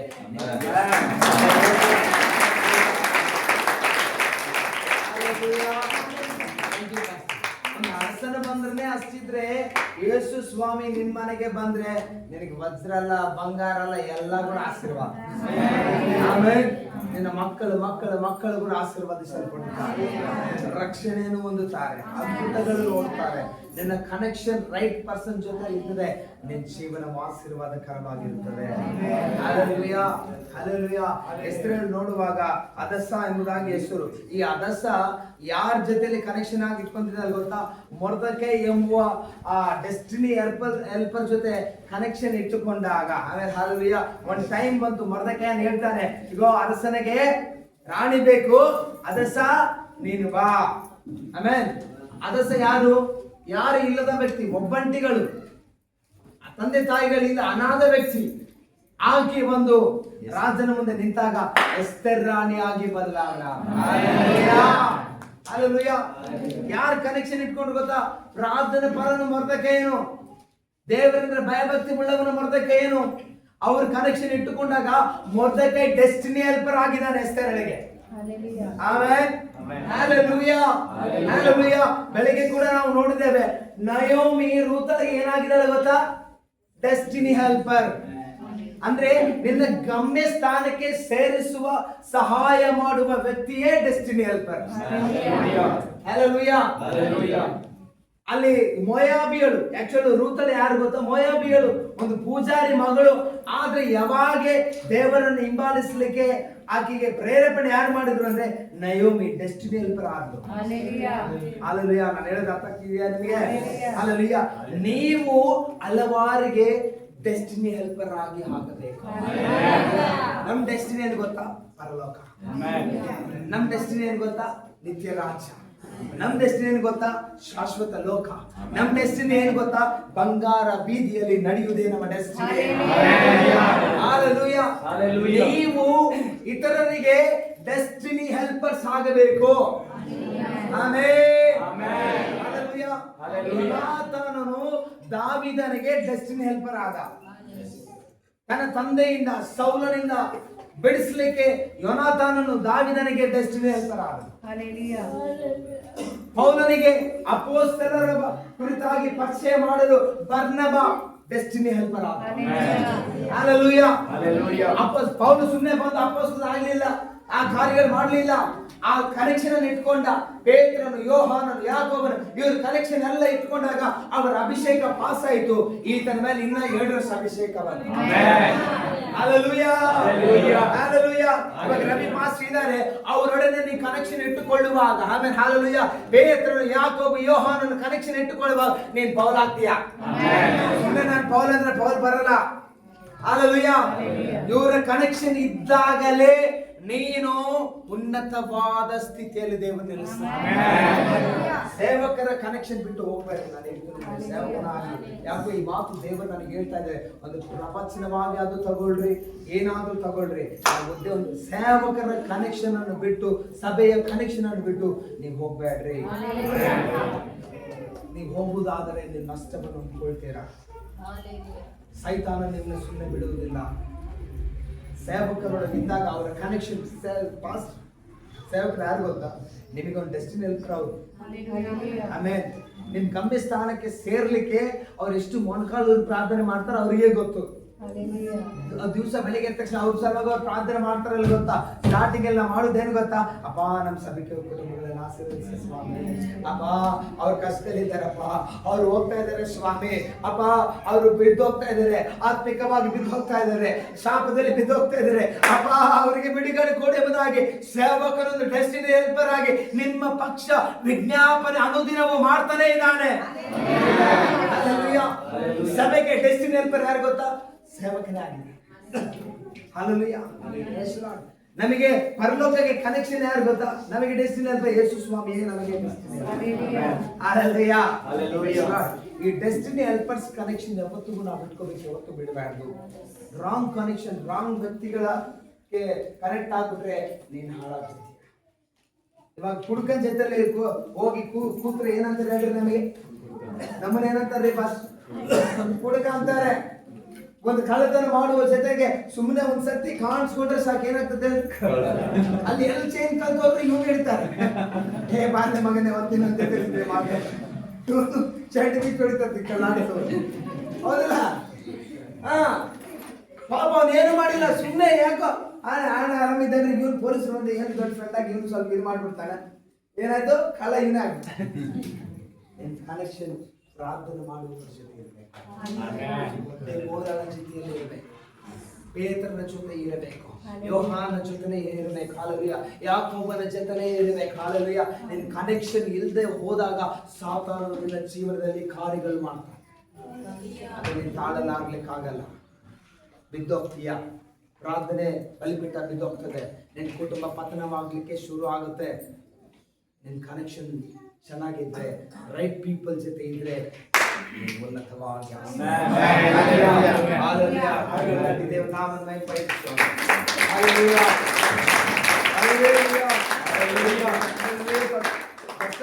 ನಾವೇನ್ ನೋಡಿದ್ವಿ ಹೇಳ್ರಿ?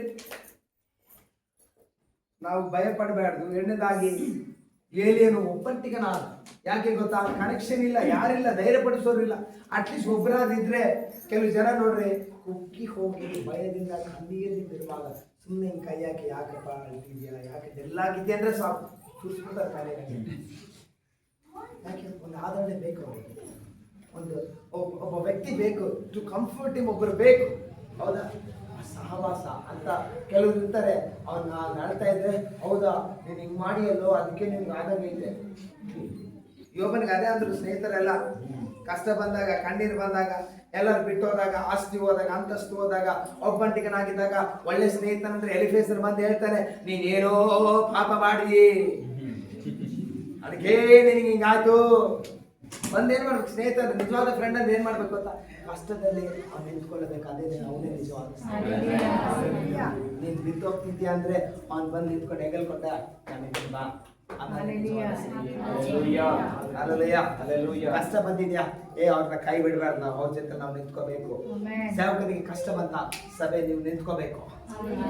ಅಲ್ಲಯ್ಯ, ಸೇವಕರು ಕುಗ್ಗಿ ಹೋಗ್ತಾ ಇದ್ದಾನೆ, ನೀವು ನಿಂತ್ಕೋಬೇಕು ಸೇವಕನ ಜೊತೆ. ಒಂದು ಕುಟುಂಬ ಕಷ್ಟ ಪಡ್ತಾ ಇದೆಯಾ, ಅವ್ರ ಜೊತೆ ಸೇವಕರು ನಿಂತ್ಕೋಬೇಕು. ಅಲ್ಲಯ್ಯ, ಒಬ್ಬ ವ್ಯಕ್ತಿ ಬೀಳ್ತಾ ಇದ್ದಾನೆ ಅಂದ್ರೆ ಅವ್ರ ಜೊತೆ ನೀವು ನಿಂತ್ಕೊಳ್ಬೇಕು. ನೀವು ಡೆಸ್ಟಿನಿ ಹೆಲ್ಪರ್ಸ್ ಆಗ್ಬೇಕು. ಅಲ್ಲಯ್ಯ, ಕನೆಕ್ಷನ್ ರೈಟ್ ಕನೆಕ್ಷನ್ ಆಗಿರ್ಬೇಕು.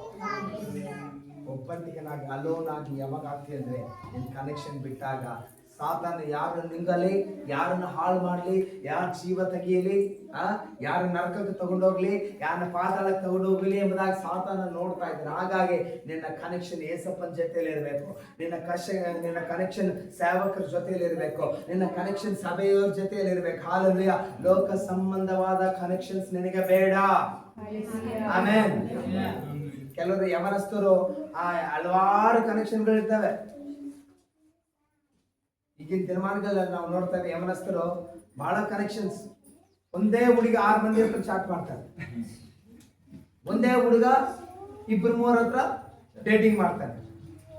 ಅಂದ್ರೆ ಅವ್ರು ಮಾಡಿದ್ರೆ ಎಂತ ಹುಚ್ಚರ್ಗಂದ್ರೆ ಎಷ್ಟು ರಾಂಗ್ ಕನೆಕ್ಷನ್ ಮಾಡ್ತಾ ಇದ್ರೆ, ಕೊನೆದಾಗಿ ಅವ್ನು ಲವ್ ಮಾಡ್ದ, ಡೇಟಿಂಗ್ ಮಾಡ್ದ, ಬಾಯ್ ಅಂದ, ಈ ಅಮ್ಮ ಓದ್ಲು, ನಾನು ಡಿಪ್ರೆಷನ್ಗೆ ಹೋದೆ, ನಾನು ಸತ್ತೆ ಅಂತ ಪಾಯ್ಸನ್ ತಗೊಂಡು ಸಾಯ್ತಾಳೆ, ತಂದೆ ತಾಯಿ ಹೇಳ್ತಾರೆ. ಅದಲ್ಲ ನಡೀತಿದೆ ಬಹಳ. ನಿನ್ ಕನೆಕ್ಷನ್ ಏಸಪ್ಪ ಆದ್ರೆ ನೀನು ಪರಲೋಕಕ್ಕೆ ಹೋಗ್ತೀಯ. ಏಸಪ್ಪ ಆಗ್ಬೇಕು. ಹೇಗೆ ಗೊತ್ತಾ? ನಿನಗಾಗಿ ಪ್ರಾಣ ಕೊಟ್ಟಿದ್ದಾನೆ, ನಿನಗಾಗಿ ಜೀವವನ್ನು ನೀಡಿದ್ದಾನೆ, ನಿನಗಾಗಿ ಕಲ್ವಾರಿ ಶಿಲುಬೆಯ ತ್ಯಾಗವನ್ನು ಆತ ನಿನಗೋಸ್ಕರ ಮಾಡಿದ್ದಾನೆ. Hallelujah, hallelujah. ನಿಮ್ ಕನೆಕ್ಷನ್ ಯಾರ ಹತ್ರ ಇರ್ಬೇಕು ಹೇಳ್ರಿ. ಇನ್ನೊಂದು ಭಕ್ತಿಯುಳ್ಳವರ ಜೊತೆಯಲ್ಲಿ, ಸೇವಕರ ಜೊತೆಯಲ್ಲಿ, ಸಭೆಯಲ್ಲಿ, ಸಹವಾಸದಲ್ಲಿ ನೀವು ಬೆಳೆಯುವರಾಗಿ ಇರಬೇಕು. ಅದೇ ಅಲ್ಲ, ನೀವು ಇತರರಿಗೆ ಯಾರು ರಕ್ಷಣೆ ಹೊಂದಿಲ್ಲೋ ಅವರಿಗೆ ನೀವು ಡೆಸ್ಟಿನಿ ಹೆಲ್ಪರ್ಸ್ ಆಗಿ ನಿಂತ್ಕೊಳ್ಳಬೇಕು. ಒಬ್ಬಂಟಿಗನಾಗ್ಲಿಕ್ಕೆ ನೀವು ಬಿಡಬಾರದು. ಏಲಿಯನು ಒಬ್ಬಂಟಿಗನಾದಾಗ ಆತನು ಕುಗ್ಗಿ ಹೋಗಿದಂತೆ ನಾವು ನೋಡುತ್ತೇವೆ. Praise Lord. ಮೂರನೇದಾಗಿ ಏಲಿಯನು ದೇವರ ಚಿತ್ತದಿಂದ ಹೊರಗಡೆ ಬಂದಂತೆ ನಾವು ನೋಡುತ್ತೇವೆ. ಆಮೇಲೆ ಯಾವಾಗ ಈ ಡಿಪ್ರೆಷನ್ಗೆ ಹೋದ, ಯಾವಾಗ ಈ ಕುಗ್ಗಿ ಹೋಗಿದ್ದಾನಂದ್ರೆ ದೇವರ ಚಿತ್ತದಿಂದ ಆತನು ವ್ಯತಿರೇಕವಾಗಿ ಹೋದಾಗ. ಆಮೇಲೆ ದೇವರ ಚಿತ್ತ ಏನು? ಸಮ್ಮರಿಯ ಪ್ರಾಂತದಲ್ಲಿ ಆತನು ಪ್ರವಾದಿಯಾಗಿ ಇರಬೇಕು. ಆದ್ರೆ ಏನೇನೇನು ಮಾಡ್ತಾ ಇದ್ದಾನೆ? ಎಸಿಬೇಲಿಗೆ ಎದುರ್ಕೊಂಡು ಆತನ ಅರಣ್ಯಕ್ಕೆ ಹೋಗ್ತಾ ಇದ್ದಾನೆ. ಹೋಗಿ ಗಿಡದ ಕೆಳಗಡೆ ಕುಂತಿದ್ದಾನೆ. ಆ ಗಿಡಗಳ ಕುಂತುದಲ್ಲದೆ ಅಲ್ಲಿ ಹೋಗಿ ಆ ಗುಹೆಗಳ ಒಳಗಡೆ ಕುಂತಿದ್ದಾನೆ. ದೇವರು ಬಂದು ಹೇಳ್ತಾ, ಏನೇನೆ ನೀನು ಇಲ್ಲಿ ಏನ್ ಮಾಡ್ತಾ ಇದೀಯಾ? ಆಮೇಲೆ ದೇವರ ಚಿತ್ತ ಏನು ಗೊತ್ತಾ? ನೀವು ದೇವರ ಕೆಲಸ ಮಾಡಬೇಕು, ದೇವರ ಪರಿಚಯ ಮಾಡಬೇಕು. God's plan and purpose, you need to step in that plan. ದೇವರ ಆಲೋಚನೆ ಮೇರೆಗೆ ನೀವು ನಡೆಯಬೇಕು. ದೇವರ ಚಿತ್ತದ ಪ್ರಕಾರ ನಾವು ನಡೆಯಬೇಕು. ದೇವರ ವಾಕ್ಯಾನುಸಾರವಾಗಿ ನಾವು ನಡೆಯಬೇಕು. ಹಲ್ಲೆಲೂಯಾ. ಆನೋಕನು ಎಷ್ಟು ವರ್ಷಗಳ ಕಾಲ ದೇವರೊಡನೆ ನಡೆದಿದ್ದಾನೆ ಗೊತ್ತಾ? 300 ವರ್ಷಗಳ ಕಾಲ ದೇವರ ಜೊತೆಯಲ್ಲಿ ನಡೆದಿದ್ದಾನೆ. Hallelujah, hallelujah. ಯಾಕೆ? ಆತನಿಗೇನು ಫ್ಯಾಮಿಲಿ ಇಲ್ವಾ? ಆತ 365 ವರ್ಷಗಳ ಕಾಲ ಜೀವನ ಮಾಡಿದ್ರೆ ಬರೀ 65 ವರ್ಷಗಳ ಕಾಲ ಫ್ಯಾಮಿಲಿಗೆ ಕೊಟ್ಟಿದ್ದಾನೆ. ಆದ್ರೆ ಕರೆಕ್ಟ್ 365 360 ಅನ್ಕೊಂಡು. Hallelujah. ಆದ್ರೆ 300 years he walked with God. Hallelujah. ಆನೋಕನು ನಡೆದಿದ್ದಾನೆ. ಯಾಕೆ ಗೊತ್ತಾ? ದೇವರ ಚಿತ್ತದಲ್ಲಿ ನಡೆದಾಗ. ಕೇಳಿದ್ರೆ ಪರವಾಗಿಲ್ಲ. Hallelujah. ದೇವರ ಚಿತ್ತದಲ್ಲಿ ನಡೆದಾಗ ಅವನ ಆಯುಷ್ಕಾಲವು ಹೆಚ್ಚಾಯಿತು. ಆನೋಕನ ಆಯುಷ್ಕಾಲವು ಹೆಚ್ಚಾಯಿತು. 360 365 ವರ್ಷ ಅಂದ್ರೆ 300 ವರ್ಷಗಳ ಕಾಲ ಫ್ಯಾಮಿಲಿ ಇದ್ರು ಸಹ, ಎಲ್ಲ ಇದ್ರು ಕೂಡ ದೇವರ ಹತ್ರ ನಡೆಯೋದು. ಕೆಲವರು ಏನ್ ಮಾಡ್ತಕ್ಕಂಥ ಫ್ಯಾಮಿಲಿ ಮತ್ತೆ ರೆಸ್ಪಾನ್ಸ್ ಮಾಡಲ್ಲ. ಫ್ಯಾಮಿಲಿ ಬಿಡೋದಲ್ಲ ನಾನು ಹೇಳ್ತಿರೋದು. ಫ್ಯಾಮಿಲಿನೂ ನೋಡ್ಕೋಬೇಕು, ದೇವರ ಸೇವೆಯನ್ನು, ದೇವರ ಕೆಲಸವನ್ನು ಕೂಡ ನೀವು ಮಾಡಬೇಕು. ಯಾವಾಗ ಆನೋಕನು ನಡೆದಿದ್ದಾನೋ, ಆನೋಕನ ಮಗನಾದ ಮೆತುಶಲ ಕೂಡ ದೇವರನ್ನು ನಡೆದಾಗ ಅವನ ಆಯುಷ್ ಎಷ್ಟು ಆಯ್ತು ಗೊತ್ತಾ? 940+ ಆಯ್ತು. ಅಂದ್ರೆ ಎಲ್ಲರಿಗಿಂತ ಆದಾಮನಕ್ಕಿಂತ ಹೆಚ್ಚಾಗಿ ಜೀವನ ಮಾಡಿದವ್ರು ಯಾರಾದ್ರೂ ಇದಾರಂದ್ರೆ ಅದು ಆನೋಕನ ಮಗನೇ. ಹಲ್ಲೆಲೂಯಾ. ಯಾಕೆ? ದೇವರ ಚಿತ್ತದಲ್ಲಿ ನಡೆದಾಗೆ ನಿನಗೆ ಆರೋಗ್ಯ ಬರ್ತದೆ. ದೇವರ ಚಿತ್ತದಲ್ಲಿ ನಡೆದಾಗ ನಿನಗೆ ಆಯುಷ್ಕಾಲ ಬರ್ತದೆ. ದೇವರ ಚಿತ್ತದ ಮೇರೆಗೆ ನೀನು ನಡೆದಾಗ ಅದ್ಭುತಗಳು ನೋಡುತ್ತೀಯಾ? ದೇವರ ಚಿತ್ತ ಅಂದ್ರೆ ದೇವರ ಚಿತ್ತದಲ್ಲಿ ನಡೆದೆ ಎಲ್ಲ ಬಂದ್ಬಿಡ್ತು ಅನ್ಕೋಬಿಡ್ರಿ. ಮತ್ತೆ ಅದ್ರಲ್ಲಿ ಗೆತ್ಸೆಮನೆ ಬರ್ತದೆ, ಗೊಲ್ಗೊಥಾ ಕೂಡ ಬರ್ತದೆ. ಯೇಸು ಸ್ವಾಮಿ ದೇವರ ತಂದೆ ಚಿತ್ತದ ಪ್ರಕಾರ ನಡೆಯುವಾಗ ಏನಿತ್ತು ಗೊತ್ತಾ? ಗೆತ್ಸೆಮನೆ ಬಂತು, ಗೊಲ್ಗೊಥಾ ಬಂತು. ಸೈತಾನನು ಆ ಯೇಸು ಸ್ವಾಮಿನ ಸಾಯಿಸಬೇಕೆಂಬುದಾಗಿ ಅನ್ಕೊಂಡ. ಅದೇ ವಿಧವಾಗಿ ಎಲ್ಲ ಅರಸರು ಕೂಡ ಯೇಸು ಸ್ವಾಮಿಯರ ತಲೆಯನ್ನು ತೆಗೆದಾಕ್ಬೇಕು ಅನ್ಕೊಂಡ್ರು. ದೇವರ ಚಿತ್ತದ ಪ್ರಕಾರ ನಡ್ಕೊಳ್ಳುವಾಗ ಇನ್ನು ಜಾಸ್ತಿ ಸಮಸ್ಯೆಗಳು ಬರ್ತವೆ, ಇನ್ನು ಜಾಸ್ತಿ ಕಷ್ಟಗಳು ಬರ್ತವೆ. ಕೆಲವರು ಹೇಳ್ತಾ ಇರ್ತಾರೆ, ಇವತ್ತೇ ಪ್ರಾರ್ಥನೆ ಮಾಡಿದ್ರಿ, ಇವತ್ತೇ ಕಷ್ಟ ಬಂತು, ನಿನ್ನೆ ಮಾಡಿಲ್ಲ, ನಿನ್ನೆ ಇದ್ದಿಲ್ಲ. ಪ್ರಾರ್ಥನೆ ಮಾಡಿದ್ರೆ ಇನ್ನೂ ಜಾಸ್ತಿ ಬರ್ತಾವ. ಆದ್ರೆ ನಾನು ಹೇಳ್ದಲ್ಲ, ಒಂದ್ ದಿವಸ ಬರ್ತದೆ, ಒಂದ್ ಉನ್ನತವಾಗಿ ದೇವರು ನೆಲೆಸ್ತಾನೆ. ದೇವರ ಚಿತ್ತದಲ್ಲಿ ಇರುವಾಗ ಬೆಳಗ್ಗೆ ಪಾಸ್ಟರ್ ಬರೋ ಕೈಯಲ್ಲಿ ಗೊತ್ತಾ, ಬೀಜೆ ಹೊಡಿವಾಗೆ ಅದು ಫಲ ಬರ್ತದೆ. ಅಂದ್ರೆ ದೇವರ ಚಿತ್ತದಲ್ಲಿ ಇರುವಾಗ ದೇವರು ನಿನ್ನ ಕ್ರಶ್ ಮಾಡ್ತಾನೆ, ದೇವರು ನಿನ್ನನ್ನು ಮೋಲ್ಡ್ ಮಾಡ್ತಾನೆ, ದೇವರು ನಿನ್ನನ್ನು ಹೊಡಿತಾನೆ ಇರ್ತಾನೆ. ಅನುದಿನ ಒಡ್ಸ್ಕೊಳ್ಬೇಕು. ಅಪ್ಪ ಅಪ್ಪ ನೋಡಪ್ಪ, ಹೆಲ್ಪ್ ಮಾಡಪ್ಪ ದೇವರೇ, ಆಶೀರ್ವದಿಸಪ್ಪ ದೇವರೇ, ಅದು ಮಾಡಪ್ಪ ಇದು ಮಾಡಪ್ಪ ಅಂದಾಗ ಒಂದ್ ದಿವಸ ಬರ್ತದೆ, ಮಗನೇ ಬಾರು ನೀನು ಮೇಲೆ ಕೊಡ್ತಾ ಇರ್ಬೇಕು. ಸೇವೆಯಲ್ಲಿ ಕೂಡ ಅಷ್ಟೇ, ಸೇವೆಯಲ್ಲಿ ಕಷ್ಟಗಳು ಬರ್ತವೆ, ಇಕ್ಕಟ್ಟುಗಳು ಬರ್ತವೆ. ನನ್ನವರೊಂದವರು ಎಲ್ಲರೂ ಬಿಟ್ಟು ಹೋಗ್ಬೋದು, ಸಭೆ ಬಿಟ್ಟು ಹೋಗ್ಬೋದು, ಒಂದ್ ವೇಳೆ ನಮ್ಮ ಪರಿಸ್ಥಿತಿಗಳು ವ್ಯತಿರೇಕವಾಗ್ಬೋದು. ಏನೇ ಆದ್ರೂ ಕೂಡ ದೇವರು ನಮ್ಮ ಸಂಗಡಿ ಇರುವನು.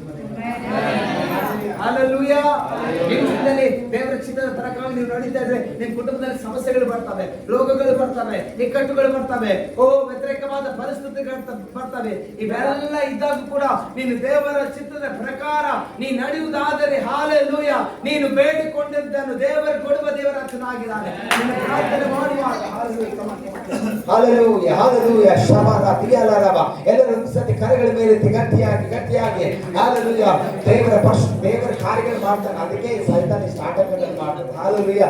ದೇವರ ಚಿತ್ತದ ಪ್ರಕಾರ ನೀನು ನಡೆಯುವುದಾದರೆ ದೇವರು ಖಂಡಿತವಾಗಿ ನಿನ್ನ ಮೇಲೆ ಕೆಬ್ಬಿಸುತ್ತಾನೆ. ಹಲ್ಲೆಲೂಯಾ. ನಿನ್ನ ಸೇವೆಯನ್ನು ಮೇಲೆ ಕೆಬ್ಬಿಸುತ್ತಾನೆ, ನಿನ್ನ ಕುಟುಂಬವನ್ನು ಮೇಲೆ ಕೆಬ್ಬಿಸುತ್ತಾನೆ, ನಿನ್ನ ಮಕ್ಕಳನ್ನು ತಲೆಯಾಗಿ ಇಡುತ್ತಾನೆ. ಸಾತಾನನು ಯಾವ ಆಲೋಚನೆಯಿಂದ ನಿನ್ನ ಕುಟುಂಬವನ್ನು ಹಾಳು ಮಾಡಬೇಕು, ನಿನ್ನ ಸಭೆಯನ್ನು ಹಾಳು ಮಾಡಬೇಕು, ನಿನ್ನ ವ್ಯವಸ್ಥೆಯನ್ನು ಹಾಳು ಮಾಡಬೇಕು, ನಿನ್ನ ಪರಿಸ್ಥಿತಿಗಳು ತಾರುಮಾರು ಮಾಡಬೇಕೆಂಬುದಾಗಿ ಸಾತಾನನು ಎಷ್ಟು ನೋಡಿದರೂ ಪರವಾಗಿಲ್ಲ. ನೀನು ದೇವರ ಚಿತ್ತದಲ್ಲಿ ಇರುವುದಾದರೆ ಕಂಪ್ಲೀಟ್ ಆಗಿ ದೇವರು ನಿನ್ನ ಪಕ್ಷದಲ್ಲಿ ನಡೆಯುತ್ತಾನೆ, ನಿನ್ನ ಜೊತೆಯಲ್ಲಿ ಯುದ್ಧ ಮಾಡುತ್ತಾನೆ, ನಿನ್ನ ಪಕ್ಷದಲ್ಲಿ ದೇವರು ನಿಂತುಕೊಳ್ಳುತ್ತಾನೆ. ಕರಗಳು ತಟ್ಟಿ ಶಬಾಲ ದಿಯಾಲರಬ ರಿಕಾಲರಬ.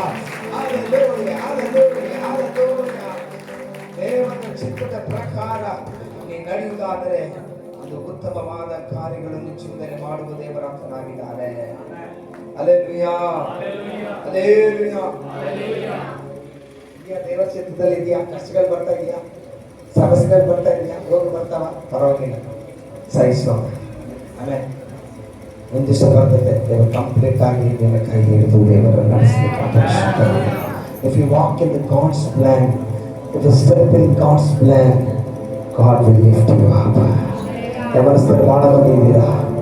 ದೇವರ ಚಿತ್ತದ ಪ್ರಕಾರ ನೀವು ನಡೆಯುವುದಾದರೆ ನಿಮ್ಮ ಒಬ್ಬೊಬ್ಬರನ್ನು ಪೇತ್ರನಾಗಿ, ಯಾಕೋಬನಾಗಿ, ಯೋಹಾನನಾಗಿ, ಉಡಾಮ ಶಬಲ ದಿಯಲರ ಒಬ್ಬೊಬ್ಬರ ಬರ್ನಬನ ಹಾಗೆ, ಒಬ್ಬೊಬ್ಬನ ಎಲಿಷನಾಗಿ, ಒಬ್ಬೊಬ್ಬನ ಏಲಿಯನಾಗಿ, ಒಬ್ಬೊಬ್ಬರನ್ನು ದೇವರ ಅಭಿಷೇಕಿಸಲಾದ ಶಕ್ತನಾಗಿದೆ. ಒಂದು ಗುಂಪಾಗಿ, ಒಂದು ಯೂನಿಟಿಯಿಂದ ಈ ಪ್ರಾಂತವನ್ನೇ ಉಜ್ಜೀವ ಪಡಿಸುವ ಯವನಸ್ಥರ ಒಂದು ಸಭೆಯಾಗಿ ದೇವರು ನಿಮ್ಮನ್ನು ಅಭಿಷೇಕಿಸುತ್ತಾ ಇದ್ದಾರೆ. ಶಬಲ ದಿಯಲರ ರಿಕಾಬಲರವ. ಕಮಾನ್ ದೇವರನ್ನು ಸ್ತುತಿಸ್ರಿ. 2 ನಿಮಿಷ ದೇವರನ್ನು ಸ್ತುತಿಸ್ರಿ. ಯಾರು ಮೌನವಾಗಿ ನಿಂತುಕೊಳ್ಳಬೇಡ. ನೀವು ಡಿಪ್ರೆಷನ್ ಅಲ್ಲಿ ಹೋಗೋದಲ್ಲ. ಕೆಲವು ಯವನಸ್ಥರು ಡಿಪ್ರೆಷನ್ ಅಲ್ಲಿ ಇದ್ದಾರೆ. ಕೆಲವರು ಒಬ್ಬಟ್ಟಿಗೆರಾಗಿ ಅನ್ಕೊಳ್ತಾ ಇದ್ದಾರೆ. ಕೆಲವರು ಅನ್ಕೊಳ್ತಾ ಇದ್ದಾರೆ, ನನ್ನ ಜೀವನದಲ್ಲಿ ನನ್ನ ಸೇವೆಗೆ ಮಾಡ್ಬೇಕು ಅನ್ಕೊಂಡ್ರು ಕೂಡ ನನ್ನ ಕೈಯಲ್ಲಿ ಆಗ್ತಾ ಇಲ್ಲ, ನನ್ನ ಸೇವೆಗೆ ಹೆಜ್ಜೆ ಇಡಬೇಕು ಅನ್ಕೊಂಡ್ರು ಕೂಡ ಆಗ್ತಾ ಇಲ್ಲ. ಏನೋ ಮಾಡ್ಬೇಕು ಅನ್ಕೊಳ್ತಾ ಇದ್ದೀನಿ, ನನ್ನ ಜೀವನದಲ್ಲಿ ಆಶೀರ್ವಾದ ಇಲ್ಲ ಎಂಬುದಾಗಿ ನೀನು ಅನ್ಕೊಳ್ತಾ ಇದೆಯೇನೋ. ಈ ಮಧ್ಯಾಹ್ನ ವೇಳೆಯಲ್ಲಿ ದೇವರ ಚಿತ್ತಕ್ಕೆ ನಿನ್ನ ಜೀವನವನ್ನು ಒಪ್ಪಿಸುವುದಾದರೆ ನಿನ್ನ ಫ್ಯೂಚರ್ ಅನ್ನು ಬ್ರೈಟ್ ಆಗಿ ಮಾಡಲಿಕ್ಕೆ ಆತನು ಶಕ್ತನಾಗಿದ್ದಾನೆ. ನಿನ್ನ ಒಂದು ಯೌವನ ಜೀವನವನ್ನು ಆಶೀರ್ವಾದಿಸುವ ಆತನು ಶಕ್ತನಾಗಿದ್ದಾನೆ. ಒಂದು ಹಾಡು ನೀವು ಬರೀತೀರಾ, ಆ ಹಾಡು ಹಲವಾರು ಜನಗಳಿಗೆ ಆಶೀರ್ವಾದಕರವಾಗಿ ದೇವರು ಮಾಡಲಿಕ್ಕಿದ್ದಾನೆ. ಪ್ರವಾದನೆ ಆಗಿ ದೇವರು ನಿಮಗೆ ಕೊಡುವಂತ ಮಾತೇನೆಂದ್ರೆ, ಒಂದು ಪ್ರವಚನಾತ್ಮಕವಾದ ಹಾಡುಗಳನ್ನು ನೀವು ಬರಲಿಕ್ಕಿದ್ದೀರಾ. ಇನ್ನು ಹಲವಾರು ಹಾಡುಗಳು ಈ ಸಭೆಯಿಂದ ಬಿಡುಗಡೆ ಮಾಡಲು ಆತನು ಶಕ್ತನಾಗಿದ್ದಾನೆ. ಯಮನಸ್ತಾರೆ, ದೇವರ ಪ್ರಣಾಳಿಕೆ ನಿಮ್ಮ ಮೇಲೆ ಇಳಿದು ಬರ್ತಾ ಇದೆ, ದೇವರ ಅಭಿಷೇಕ ನಿನ್ನ ಮೇಲೆ ಇಳಿದು ಬರ್ತಾ ಇದೆ. ಕಮಾನ್ ಎಲ್ಲರೂ 1 ನಿಮಿಷ ಸ್ತುತಿಸ್ರಿ. ನಿಮ್ಮ ಜೀವನದಲ್ಲಿ ಅಸಾಧಾರಣವಾದ ಕಾರ್ಯಗಳು ದೇವರು ಮಾಡಲು ಶಕ್ತನಾಗಿದ್ದಾರೆ. ನೀವು ಕುಗ್ಗಿ ಹೋಗಿದ್ದೀರಾ, ದೇವರು ಹೇಳ್ತಾ ಇದ್ದಾರೆ, ದೇವರು ನಿನ್ನ ಪಕ್ಷದಲ್ಲಿ ಇಳಿದು ಬರ್ತಾ ಇದ್ದಾನೆ. ಇವತ್ತು ಆತನ ಆಲೋಚನೆ ನಿನ್ನ ಜೀವನದಲ್ಲಿ ನೆರವೇರಿಸಲು ಆತನು ಶಕ್ತನಾಗಿದ್ದಾನೆ. ಕುಗ್ಗಿ ಹೋಗಬೇಡ, ಭಯಪಡಬೇಡ, ಕಳವಳಬೇಡ. ದೇವರ ಆಲೋಚನೆಗಳು ನಿನ್ನ ಜೀವನದಲ್ಲಿ ಖಂಡಿತವಾಗಿ ನೆರವೇರಿಸ್ತಾ ಇದ್ದಾರೆ. ಶಬಲ ದಿಯಾಲರಬ ರಿಕಾಬಲರಬ. ಎಲ್ಲ ದೇವರ ಸ್ತುತಿಸೋಣ ಸ್ತುತಿಸೋಣ. ಯೇಸುವೇ ಯೇಸುವೇ ಯೇಸುವೇ ಯೇಸುವೇ ಯೇಸುವೇ. ಓ ರಾಮ ಶಕಲಮ ದಿಯಲನಮ ರಿವನ ಶಂದರಲಮ ರಿಕಂದರಲಮ. ದೇವರ ಮಹಿಮೆ ನಿನ್ನ ಮೇಲೆ ಇಳಿದು ಬರ್ತಾ ಇದೆ. ಓ ರಾಮ ಶಬಲ ದಿಯಲನಮ ರಿಕಂದರಲಮ. ಯೇಸುವೇ ಸ್ತುತಿಸಿ ಎಲ್ಲರೂ praise praise God praise God. ನಾನು ದೇವರ ಸಾನ್ನಿಧ್ಯವನ್ನು ನೋಡ್ತಾ ಇದ್ದೀನಿ. ದೇವರ ಮಹಿಮೆಯನ್ನು ನಾನು ನೋಡ್ತಾ ಇದ್ದೀನಿ.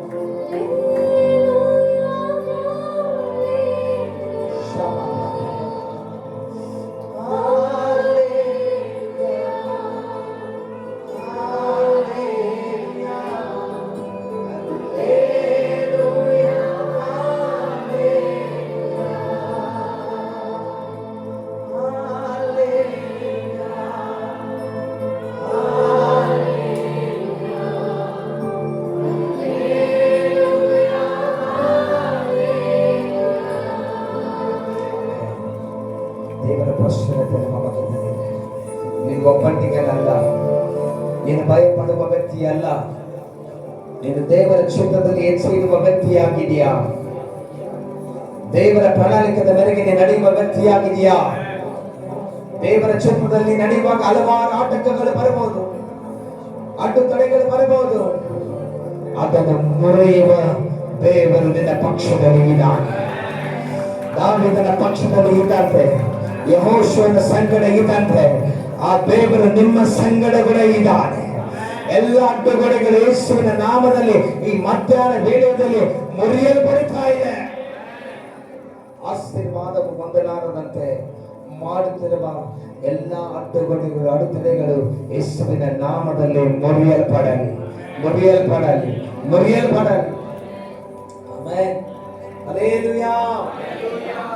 ಏನೇನು ನಮ್ಮ ಹಾಗೆ ಸ್ವಭಾವವುಳ್ಳವನು, ಅದಕ್ಕೆ ಭಯ, ಅದಕ್ಕೆ ಒಬ್ಬಂಟಿಗನಾದ, ಅದಕ್ಕೆ ದೇವರ ಚಿತ್ತದಿಂದ ಒಂದು ಸಂದರ್ಭ ಬಂತು, ದೂರ ಹೋದ.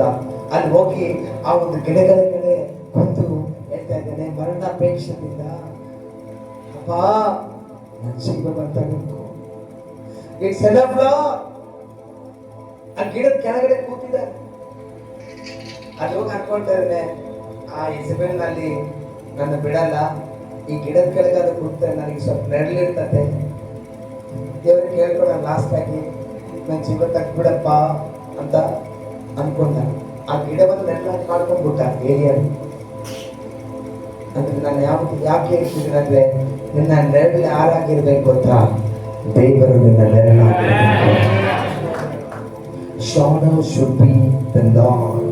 ಪರಾಕ್ರಮನ ಹೊರೆಹೊಕ್ಕುವವರು ಸ್ವಲ್ಪಶಕ್ತಿನ ಆಶ್ರಯಿಸುವವರಾಗಿದ್ದಾರೆ. ಹಾಲೆಲೂಯಾ. ಆತನ ಕೆಳಗಡೆ ನೀವು ಬರುವುದಾದರೆ, hallelujah, you to come under his shadow. ಆ ಶಾಡೋ, ಆ ಗಿಡ, ಅದು ವ್ಯಕ್ತಿಗಳಾಗಿರ್ಬೋದು, ನಮ್ಮ ಬಂಧು ಮಿತ್ರ ಸ್ನೇಹಿತರಾಗಿರ್ಬೋದು. ಆ ಒಂದು ನೆರಳು ಒಂದು ತಿಂಗಳು ನಿಮ್ಮ ಸ್ನೇಹಿತರ ಮನೆಯಲ್ಲಿರಲಿ, ಒಂದು ತಿಂಗಳು ನಿಮ್ಮ ಸ್ನೇಹಿತರ ಮನೆಯಲ್ಲಿರಲಿ.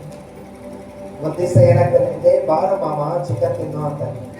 ಎರಡನೇ ದಿನ ಬಾರ ಮಟನ್ ತಿಂತಾರೆ. ನಾಲ್ಕನೇ ದಿನ ತತ್ತಿ ಇಡ್ತಾರೆ. 5ನೇ ದಿನ ಬಾರ ಅನ್ನ ಸಾಕಾಗ್ತದೆ. 2ನೇ ವಾರ ಬಂದ್ರೆ ಚಿಕನ್ ಇಟ್ಬಿಡ್ತಾರೆ. ಹೌದಾ? ಅಲ್ಲದೆಯಾ? ಯಾರನ್ನ ಆಶ್ರಯಿಸಿದ್ರು, ಯಾರನ್ನ ನಂಬಿದ್ರು, ನೆರಳಾಗಿ ಇಷ್ಟು ಇರ್ತಾರೆ ಎಲ್ರು. ಒಂದು ತಿಂಗಳು ಇರ್ತಾರೆ ಅಷ್ಟೇ. ಹೌದಾ? ಆಮೇಲೆ ಏನ್ ಮಾಡ್ತಾರೆ, ನೆರಳಾದವ್ರೆ ಮುಚ್ಚಿಬಿಡ್ತಾರೆ ಇಲ್ಲೇ. ನಾವ್ ಯಾರು ನಂಬುತ್ತೀವೋ, ಯಾರು ನೆರಳು ಅನ್ಕೊಂತೀವೋ, ಅಪ್ಪ ಇವ್ರು ನಮ್ಗೆ ನೆರಳಾಗಿರ್ತಾರೆ, ಇವ್ರು ನಮ್ಗೆ ಇದಿರ್ತಾರೆ, ಅವ್ರ ಕಡೆ ಯಾವಾಗ ನೋಡ್ತೀವೋ ದೇವರೇ ಅವ್ರನ್ನ ತಂದು ಬಿಡ್ತಾರೆ. ಆಮೇಲೆ ಹಲ್ಲೆಲೂಯಾ. ನೆರಳಾಗಿದ್ದಂತವ್ರೆ ನಮಗೆ ಕುಚ್ಚುತ್ತಾರೆ ಒಂದೊಂದು ಸತಿ. ಹೌದಲ್ಲ? ನಮ್ಮ ಜೊತೆಲಿದ್ದಾರೆ, ನಮ್ಮನ್ನ ಏನ್ ಮಾಡ್ತಾರೆ ಸತಿ, ನಮ್ಮ ಜೊತೆಲಿರ್ತಾರೆ, ಚೆನ್ನಾಗಿರ್ತಾರೆ. ಇಲ್ಲಿ ಬಂದು ಎಷ್ಟು ಇದಂದ್ರೆ ಬಹಳ ಇಷ್ಟ ಗೊತ್ತಾ ನನಗೆ, ಬಹಳ ಒಳ್ಳೆಯವನು, ಪಾಪ ನಿನ್ನಷ್ಟು ಒಳ್ಳೆ ಯಾರಿಲ್ಲ ಅಂತಾರೆ. ಅದಕ್ಕೆ ಗೊತ್ತಾಗಲ್ಲ. ಇಲ್ಲಿ ಬಂದು ಹೇಳ್ತಾರೆ, ನಿನ್ಗೆ ಗೊತ್ತಾ ಅವನು ಅಷ್ಟು ಕೆಟ್ಟವನು. ಇಲ್ಲಿ ಬಂದು I love you brother, I love you. ಅಲ್ಲಿ ಹೋಗಿ ಸಿಸ್ಟರ್ ಐ ಹೇಟ್ ಹಿಮ್ ಅಂದ್ರೆ ನೆರಳಾಗಿ ಅನ್ಕೊಂಡವರು ಪಕ್ಕದಲ್ಲಿ ಇದ್ದಂಥವ್ರೆ ಮೋಸ ಮಾಡುವುದು, ಕೈ ಬಿಡಬಹುದು, ನಿನಗೆ ಹಿಂದೆ ಗುರಿಸಬಹುದು. ಆದರೆ ಆತನ ಕೆಳಗಡೆ ಬರುವವರನ್ನು ಎಂದಿಗೂ ಕೈ ಬಿಡಲ್ಲ. ಗಟ್ಟಿಯಾಗಿ trusting God, not trusting the people like Shaul. ಅವರ ಕಡೆ ನಾವು ನೋಡಬೇಕಾಗಿಲ್ಲ. ನಮ್ಮ ಕರೆದಾತ ನಂಬಿಕೆಸ್ಥನಾಗಿದ್ದಾನೆ, ಕರೆದಾತ ನಂಬಿಕೆಸ್ಥನಾಗಿದ್ದಾನೆ. ಆತ ನಮ್ಮನ್ನು ಎಂದಿಗೂ ಯಾವ ಸ್ಥಿತಿಯಲ್ಲಿ ಯಾವ ಪರಿಸ್ಥಿತಿಯಲ್ಲಿ ಕೂಡ ನಮ್ಮನ್ನು ಕೈ ಬಿಡದಂತ ದೇವರಾತನಾಗಿದ್ದಾನೆ, ನಮ್ಮನ್ನು ನಡೆಸುವ ದೇವರಾತನಾಗಿದ್ದಾನೆ. Hallelujah, hallelujah, hallelujah. ನಮ್ಮ ಸೇವೆಗೆ ಎಲ್ಲ ಅವಶ್ಯಕತೆಗಳು ಇರಬಹುದು.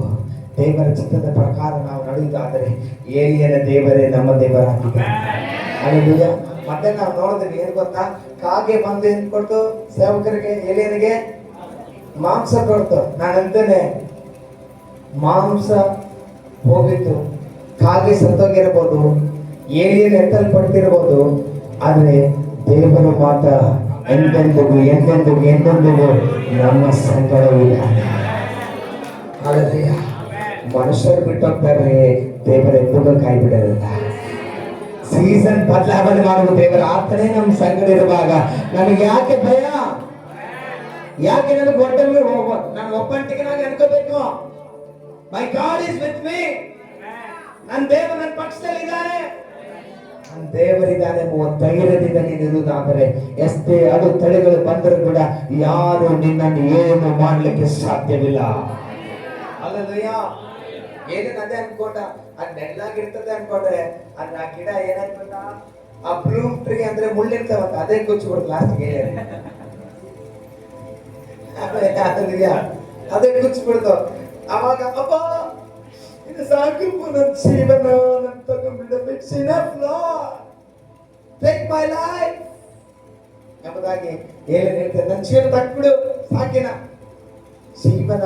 ಆದ ಪ್ರಾರ್ಥನೆ ಎಂತ ಪ್ರಾರ್ಥನೆ ಹೇಳ್ರಿ, ಇದು ಪ್ರಾರ್ಥನೆ ದೇವರು ಕೇಳ್ತಾರ. ಏನೇನು ಪ್ರಾರ್ಥನೆ ಮಾಡುವಾಗ ಮೇಲೆ ದೇವದೂತರು ಹಿಂಗ ನೋಡಿ ನಕ್ಕಿರ್ತಾರೆ. ನನಗೆ ಗೊತ್ತು ಯಾಕೆ ನಕ್ಕಿರ್ತಾರೆ ಹೇಳ್ರಿ, ದೇವರು ಏನ್ ಕೇಳಿದ್ರು ಕೊಡ್ತಾನೆ. ನನ್ನ ಪ್ರಾಣ ತಗೊಂಡ್ರೆ ಮತ್ತೆ ಸತ್ತು ತಗೊಳ್ಳ, ಅದು ದೇವರ ಬೋರ್ಡಲ್ಲೇ ಇಲ್ಲ. ಡೆತ್ ಮಾತ್ರ ಆತನ ಬೋರ್ಡಲ್ಲಿ ಇಲ್ಲ. ಆಮೆನ್. ನಾನು ಪ್ರಾಣ ತಗ ಇವರೇ ಸೂಸೈಡ್ ಮಾಡ್ತಿರ್ತಾರೆ ಹೊರತು ದೇವರು ತೆಗೆಯಲ್ಲ. ದೇವರು ಇಷ್ಟು ವರ್ಷಗಳ ಕಾಲ ಕೊಟ್ಟಿರ್ತಾನೆ, ಅದು ಕಂಪ್ಲೀಟ್ ಆದ್ಮೇಲೆ ತಗೊಳ್ತಾರೆ. ಕೆಲವರು ಬೇಗನೆ ಸುಮ್ನೆ ಏನೋ ಚಿಕ್ಕ ಜಗಳ ಮಾಡ್ಕೊಂಡು ಸೂಸೈಡ್ ಮಾಡಿ ಸಾಕು ದೆವ್ವಗಳಾಗ್ತಾರೆ.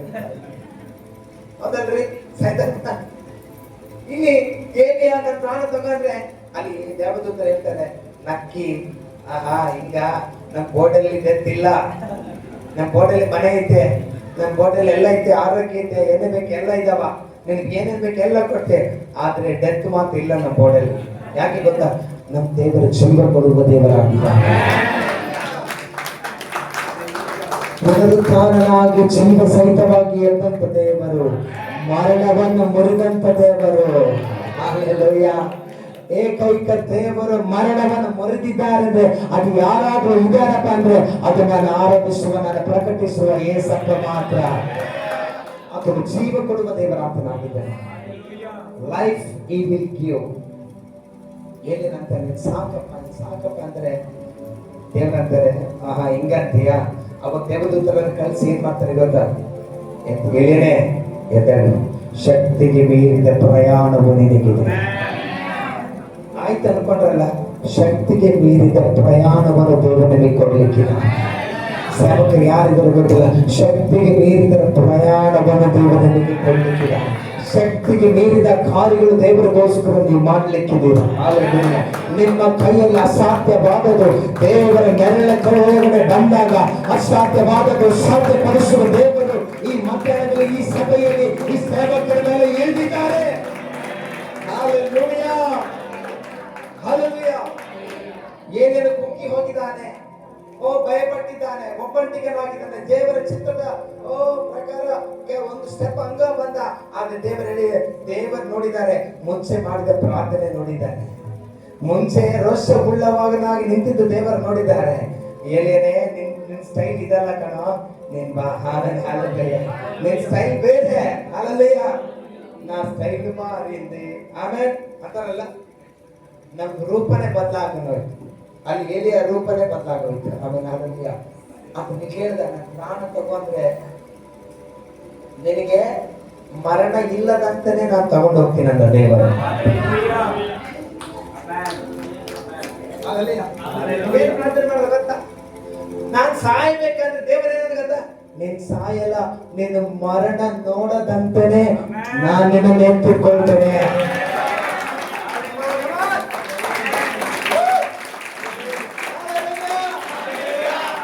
ಬೈಬಲಲ್ಲಿ ಇಬ್ಬರೇ ವ್ಯಕ್ತಿಗಳು ಮರಣ ನೋಡದಂತೆ ಎತ್ತಲ್ಪಟ್ಟಿದ್ದಾರೆ. ಯಾರು ಹೇಳ್ರಿ? ಏಲಿಯನು. ಹಲ್ಲೆಲೂಯಾ. ಏಲಿಯನು ಮರಣ ಪ್ರಾರ್ಥನೆ ಮಾಡಿದಪ್ಪ, ನನ್ಗೆ ಅರ್ಥ ಅನ್ನಂತದ್ದೇ ಪ್ರಾರ್ಥನೆ ನೋಡದೆ ಅನನುಕೂಲವಾದ ಪ್ರಾರ್ಥನೆ, ಸಾಯಿಸಪ್ಪ ಅಂತ ಈತನ ಪ್ರಾರ್ಥನೆ ಮಾಡ್ತೇವೆ. ದೇವರಂತೆ ನಿನಗೆ ಮರಣನೇ ಬರಲ್ಲ ನಾವು ಅಂತಾರೆ. ಆಮೇಲೆ ಅಲ್ಲಿ ಏನೇನು ಎತ್ತಲ್ಪಟ್ಟ ನಾನು ಅನ್ಕೋತೀನಿ, ಏನೇನೆ ದೇವರು ತಗೊಂಡ ನಂತರ ಮೇಲೆ ಪ್ರತಿ ವರ್ಷಗಳು ಕೂಡ 2 ವರ್ಷ, ಇವಾಗ 2000 ವರ್ಷ ಆಯ್ತಲ್ಲ, ಈ ವರ್ಷಗಳೆಲ್ಲ ಕೂಡ ದೇವದೂತರೆಲ್ಲರೂ ಬಂದು ಏನೇನು ಮುಂದೆ happy birthday to you, happy birthday to you ಅಂತ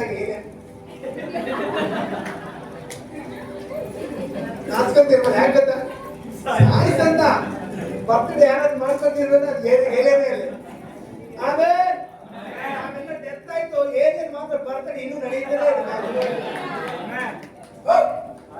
ಆಮೇಲೆ ಇನ್ನೊಂದು ಸಂದರ್ಭ ಬಂತು. ಆಮೇಲೆ ಹಾಲೆಲೂಯಾ, ಏಲಿಯನು ಹಳೆ ಒಡಂಬಡಿಕೆಯಲ್ಲಿ ಪ್ರವಾದಿ ಆದರೆ, ಆಮೇಲೆ ನಾವು ಓದಿದ ಭಾಗದಲ್ಲಿ ಮತ್ತೆ ಬರೆದ ಸುವಾರ್ತೆಯಲ್ಲಿ ಒಂದು ಸಂದರ್ಭದಲ್ಲಿ ನಾವು ನೋಡಿದ್ದೇವೆ, ಯೇಸು ಸ್ವಾಮಿ ಗುಡ್ಡದ ಮೇಲೆ ಹೋಗಿದ್ದಾರೆ. ಪೇತ್ರನನ್ನು, ಯೋಹಾನನನ್ನು, ಯಾಕೋಬನನ್ನು ತಗೊಂಡು ಆ ರೂಪಾಂತರವಾದ ಆ ಗುಡ್ಡದ ಮೇಲೆ ಬಂದಾಗ, ಆಮೇಲೆ ಹಾಲೆಲೂಯಾ, ಅಲ್ಲಿ ಹೆಜ್ಜೆ ಇಟ್ಟ ನಂತರ ಮೇಲೆ ಹಿಂದೆ 2 ಪ್ರವಾದಿಗಳು ಬಂದಿದ್ದಾರೆ. ಸಪೋರ್ಟ್. ಆ ಪ್ರವಾದಿಗಳು ಯಾರು ಗೊತ್ತಾ? ಒಬ್ಬರು ಮೋಸೆ, ಇನ್ನೊಬ್ಬರು ಯಾರು? ಹಳೆ ಒಡಂಬಡಿಕೆಯ ಪ್ರವಾದಿಯಾದ ಏಲಿಯನು ಯೇಸಪ್ಪ ನಡುವೆ ಮೀಟಿಂಗ್ ಮಾಡಲು ಆಕಾಶದಿಂದ ಬಂದಂತೆ ನಾವು ನೋಡ್ತೇವೆ.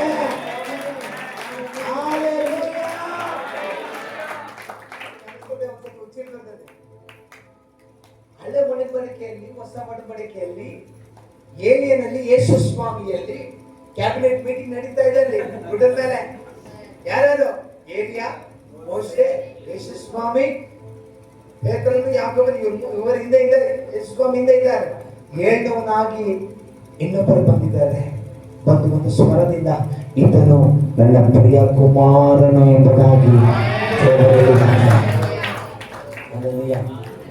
ಪ್ರಾಣ ತಗೋಪ್ಪ ಅಂದವರು ಬಂದು ಯೇಸು ಸ್ವಾಮಿಯ ಜೀವನ ಮಾಡುವ ಕಾಲದಲ್ಲಿ ಆತನ ಮುಖಾಮುಖಿಯಾಗಿ ಮೀಟಿಂಗ್ ಮಾಡಲು ದೇವರು ಏಲಿಯನನ್ನು ಕಲಿಸಿದ್ದಾನೆ. ಕರೆದಂತೆ ಗಟ್ಟಿಯಾಗಿ ಹಲ್ಲೆಲೂಯಾ. ಆತನು ಬರೋದು ಹೆಂಗ್ ಗೊತ್ತಾ? ಕ್ಲೌಡಲ್ಲಿ ಬರ್ತಾ ಇದ್ದಾನೆ, ಮೇಘದಿಂದ ಮಹಿಮೆಯಿಂದ ಇಳಿದು ಬರ್ತಾ ಇದ್ದಾನೆ. ಏಲಿಯನು ರೂಪಾಂತರಗೊಳಿಸಿ ಬರ್ತಾ ಇದ್ದಾನೆ. ಆ ಮೀಟಿಂಗ್ ಅಲ್ಲಿ ಅಂದ್ರೆ ಒಂದ್ಸತಿ ಏಲಿಯಾ ಹಿಂಗಿದೆಯಪ್ಪ, ಆರಾಮಿದ್ಯಾ ಅನ್ಬೋದು ಯೇಸು ಸ್ವಾಮಿ. ಆಮೇಲೆ ಹಲ್ಲೆಲೂಯಾ, ಮೋಶೆ ಆತನು ಕೂಡ ಅರಣ್ಯದಲ್ಲಿ ಏನಂದ, ನನ್ ಸಾಯ್ಬಿಡಪ್ಪ, ಬೇಡ, ಆ ಪ್ರಜೆಗಳ ಹೋಗಲ್ಲಪ್ಪ, ನಾನು ಹೋಗಲ್ಲ ಸ್ವಾಮಿ ಅಂದೆ. ಮೋಶೆ ಕೂಡ ಹಂಗೆ ಸೆಕೆಂಡ್ ಗ್ರೇಟೆಸ್ಟ್ ಪ್ರಾಫಿಟ್ ಆದ ಮೋಶೆ. ಆಮೇಲೆ ಪ್ರವಾದಿ ಆತನು ನನ್ನ ಸಾಯಿಸ್ಬಿಡು ಅರಣ್ಯದಲ್ಲಿ ಎಂಬುದ ಹೇಳಿದಂತ ವ್ಯಕ್ತಿ ಯೇಸು ಸ್ವಾಮಿಯನ್ನು ನೋಡಲು ಬಂದ ಮೋಶೆ. ಸಾಯಿಸ್ಬಿಡು ಎಂಬುದಾಗಿ ಹೇಳಿದಂತ ಏಲಿಯನನ್ನು ಯೇಸು ಸ್ವಾಮಿ ಜೊತೆಯಲ್ಲಿ ಮೀಟಿಂಗ್ ಮಾಡಲು ಬಂದ.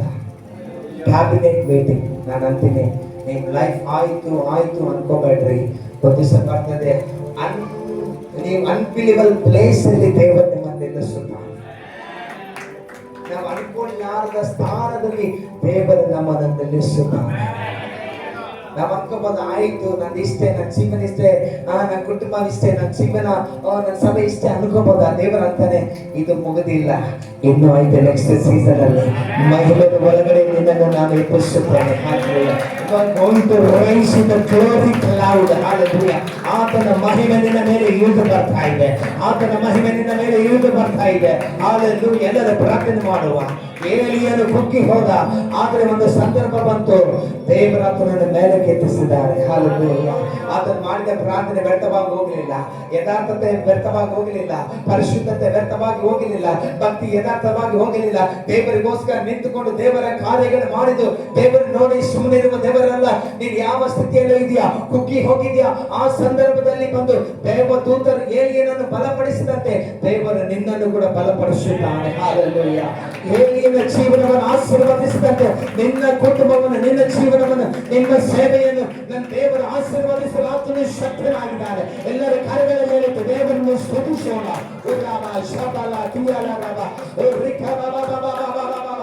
ನಿನ್ನ ಅನನುಕೂಲವಾದ ಪ್ರಾರ್ಥನೆ ಆಗಿರಬಹುದು, ದೇವರು ಅನುಕೂಲವಾದ ಉತ್ತರವನ್ನು ಕೊಡಲು ಆತನು ಶಕ್ತನಾಗಿದ್ದಾನೆ. ನೀನ್ ಹೇಳ್ಬೋದು, ನಾನು ಸಾಯಿಸ್ಬಿಡಪ್ಪ ಎಂಬುದಾಗಿ, ಆದ್ರೆ ದೇವರಿಂದ ನೀನು ಸಾಯಲಿಕ್ಕೆ ಅಲ್ಲ ಕೂಡ ಇಲ್ಲಿ ತಗೊಂಡು ಬಂದಿದ್ದು, ನಿನ್ನನ್ನು ಉನ್ನತವಾಗಿ ನಿಲ್ಲಿಸಲಿಕ್ಕೆ ನಾನು ತಗೊಂಡು ಬಂದಿದ್ದಾನೆ. ನಿನ್ನನ್ನು ಎಲ್ಲರ ಎದುರುಗಡೆ ಘನಪಡಿಸಲು ನಾನು ತಗೊಂಡು ಬಂದಿದ್ದಾನೆ. ಎಲ್ಲರ ಎದುರುಗಡೆ ನಿನ್ನನ್ನು ಆಶೀರ್ವಾದಿಸಲು ನಾನು ತಂದಿದ್ದೇನೆ. ಎಲ್ಲಿ ಬಿದ್ದೋಗಿದೆಯಾ, ಎಲ್ಲಿ ನಿನ್ನನ್ನು ಎಲ್ಲರೂ ಕೈ ಬಿಟ್ಟಿದ್ದಾರೋ, ಎಲ್ಲಿ ಸೋತು ಹೋಗಿದೆಯೋ ಅಲ್ಲೇ ನಿನ್ನನ್ನು ನಾನು ಮೇಲೆ ಕೆತ್ತಲಿಕ್ಕಿದ್ದೇನೆ. ಅವರ ಎದುರುಗಡೆ ನಿನ್ನನ್ನು ಘನಪಡಿಸ್ತೇನೆ. ಎಲ್ಲರ ಕೈ ಬಿಟ್ಟೋಗ ಯಾರು ಇಲ್ಲ ಅನ್ಕೊಂತ ಇದ್ದೀರೋ, ದೇವರು ನಮ್ಮ ಪಕ್ಷದಲ್ಲಿ ಈಗ ಬರುವ ದೇವರಾಗಿದ್ದಾರೆ.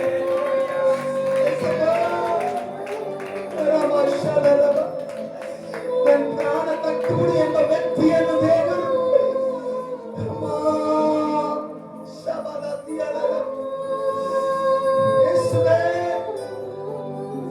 ಆಕಾಶದಲ್ಲಿ ಇಳಿದು ಬಂದಿದ್ದಾನೆ. ಏಲಿಯನು ಎಷ್ಟು ಘನತೆ, ಎಷ್ಟು ಆಶೀರ್ವಾದ ನಿನ್ನ ಜೀವನದಲ್ಲಿ ಕೂಡ ಆಯಿತು ಎಂಬುದಾಗಿ ಅನ್ಕೋಬೇಡ. ಈ ಸೀಸನ್ ಅಲ್ಲಿ ಏಲಿಯನು ಯಾವ ವಿಧವಾಗಿ ಮೇಲಕ್ಕೆತ್ತಿದ್ದಾನ.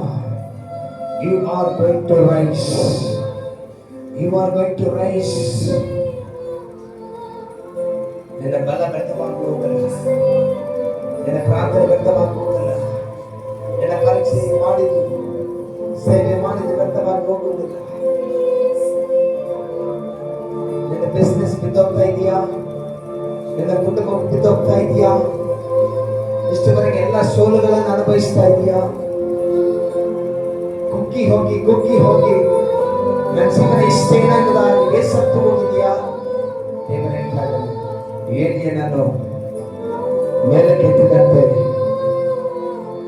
ಮಧ್ಯಾಹ್ನ ಸಂಜೆ ವೇಳೆಯಲ್ಲಿ ಬಿದ್ದಂತ ನಿನ್ನನ್ನು ಕೂಡ ನನ್ನ ದೇವರ ಮೇಲಕ್ಕೆತ್ತಲಿಕ್ಕೆ ಆತನು ಶಕ್ತನಾಗಿದ್ದಾನೆ. ಬಿದ್ದಂತವರನ್ನು ಮೇಲಕ್ಕೆತ್ತಲಿಕ್ಕೆ ಆತನು ಈ ಲೋಕಕ್ಕೆ ಬಂದಿದ್ದಾನೆ. ಎಲ್ಲವನ್ನು ಕಳೆದುಕೊಂಡವರಿಗೆ ಆತನ ನಿತ್ಯ ರಕ್ಷಣೆಯನ್ನು ಕೊಡಲಿಕ್ಕೆ ಆತನು ಈ ಲೋಕಕ್ಕೆ ಬಂದಿದ್ದಾನೆ. ಎರಡು ಕರಗಳಲ್ಲಿ ಎಲ್ಲರೂ ಎದ್ದು ನಿಂತುಕೊಂಡು ಪ್ರಾರ್ಥನೆ ಮಾಡುವ, ಎಲ್ಲರೂ ಪ್ರಾರ್ಥನೆ ಮಾಡುವ. ಸಾಕಪ್ಪ ಎಂದು ಆ ವ್ಯಕ್ತಿಯ ಜೀವನವು ಯಾವ ರೀತಿಯಾಗಿ ಆಶೀರ್ವದಿಸಲ್ಪಡ್ತು, ದೇವರು ನಿಮ್ಮ ಜೀವನದಲ್ಲಿ ಅದ್ಭುತ ರೀತಿಯಲ್ಲಿ ದೇವರು ನಿಮ್ಮ ನೆಲೆಸಲಿಕ್ಕೆ ಆತನು ಶಕ್ತನಾಗಿ ಎರಡು ಕರಗಳ ಮೇಲೆ ಎತ್ತಿ, ಯೇಸುವೇ ನಿಮಗೆ ಸ್ತೋತ್ರ, ಜೀವವುಳ್ಳ ದೇವರೇ ನಿಮಗೆ ಸ್ತೋತ್ರ, ಮಹಿಮೆಯುಳ್ಳ ದೇವರೇ ನಿಮಗೆ ಸ್ತೋತ್ರ, ಅದ್ಭುತಗಳು ಮಾಡುವ ದೇವರೇ ನಿಮಗೆ ಸ್ತೋತ್ರ. ಏಲಿಯನು ನಮ್ಮಲ್ಲ ಸ್ವಭಾವ ಉಳ್ಳವನೇ, ಕುಗ್ಗಿ ಹೋಗಿದ್ದಾನೆ, ಎದರಿತಾನೆ, ದೇವರ ಚಿತ್ತದಿಂದ ದೂರವಾಗಿ ಹೋಗಿದ್ದಾನೆ. ಆದರೆ ಪ್ರಾರ್ಥನೆಗೆ ಬರುವಾಗ ಅತ್ಯಾಸಕ್ತಿ ಉಳ್ಳವನಾಗಿ ಪ್ರಾರ್ಥನೆ ಮಾಡುವಾತನಾಗಿದ್ದಾನೆ, ಅಧಿಕಾರದಿಂದ ಪ್ರಾರ್ಥನೆ ಮಾಡುವಾತನಾಗಿದ್ದಾನೆ, ವಾಗ್ದಾನಗಳನ್ನು ಇಟ್ಕೊಂಡು ಪ್ರಾರ್ಥನೆ ಮಾಡುವಾತನಾಗಿದ್ದಾನೆ. ಏಲಿಯನ ಪ್ರಾರ್ಥನೆ ಮಾಡುವಾಗ ಜೀವ ಬಂತು, ಏಲಿಯನ ಪ್ರಾರ್ಥನೆ ಮಾಡುವಾಗ ಬೆಂಕಿ ಸುರಿಯಿತು, ಏಲಿಯನ ಪ್ರಾರ್ಥನೆ ಮಾಡುವಾಗ ಮಳೆ ಸುರಿಯಿತು. ನೀನು ಪ್ರಾರ್ಥನೆ ಮಾಡುವಾಗ ದೇವರ ಅದ್ಭುತಗಳು ಮಾಡುವ ದೇವರಾಗಿದ್ದಾನೆ. ಏಲಿಯ ದೇವರೇ ನನ್ನ ದೇವರು, ಏಲಿಯ ದೇವರೇ ನಿಮ್ಮ ದೇವರಾಗಿದ್ದಾನೆ. ಅದೇ ಏಲಿಯ ಪ್ರತ್ಯಕ್ಷತೆ ನಮ್ಮ ಮೇಲೆ ಇಳಿದು ಮಾಡ್ತಾ ಇದೆ.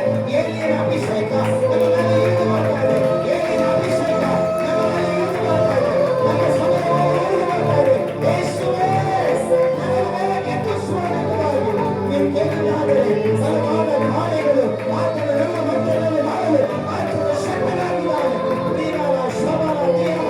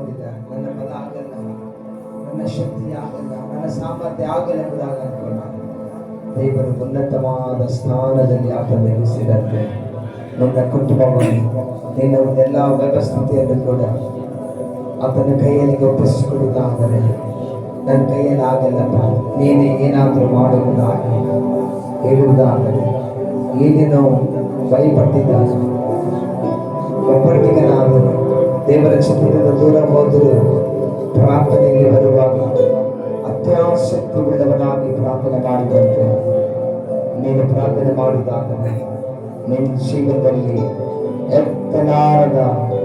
ಅತ್ತಲಾರದ ಸ್ಥಾನಕ್ಕೆ ನಿನ್ನನ್ನು ಅರ್ಪಿಸುವ ದೇವರನ್ನು ಆತನಾಗಿದ್ದಾನೆ, ನಿನ್ನನ್ನು ಘನಪಡಿಸುವ ದೇವರಾತನಾಗಿದ್ದಾನೆ, ನಿನ್ನನ್ನು ಮೇಲೆ ಕೊಟ್ಟುವ ದೇವರಾತನಾಗಿದ್ದಾನೆ. ಕುಗ್ಗಿ ಹೋಗಬೇಡ, ಭಯಪಡಬೇಡ, ಕಳವಳ ಪಡಬೇಡ.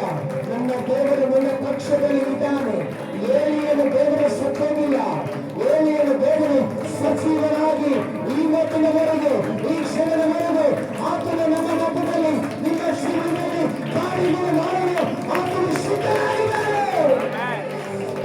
ದೇವರು ಕಾದುತ್ತಾ ಇದ್ದಾನೆ, ದೇವರು ಬಿಡುಗಡೆ ಕೊಡ್ತಾ ಇದ್ದಾನೆ, ದೇವರು ಸ್ವಸ್ಥತೆಯನ್ನು ಕೊಡ್ತಾ ಇದ್ದಾನೆ.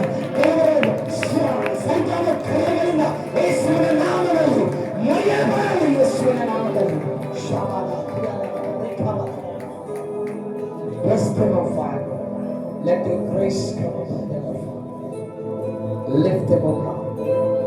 ನನ್ನ ಮಕ್ಕಳು ಕುಗ್ಗಿ ಹೋಗಿ ಬಂದಿದ್ದಾರೆ ಸ್ವಾಮಿ. ಏಲಿಯನನ್ನು ಬಲಪಡಿಸಿ ನೀನು ಎದ್ದೇಳು, ಶಕ್ತಿಗೆ ಮೀರಿದ ಕಾರ್ಯಗಳು ಇದ್ದಾವೆ ಎಂಬುದಾಗಿ ಹೇಳಿದಂತೆ ಈ ಮಕ್ಕಳಿಗೆ ಶಕ್ತಿಗೆ ಮೀರಿದ ಬಲ ಅಭಿಷೇಕದಿಂದ ತುಂಬಿಸು.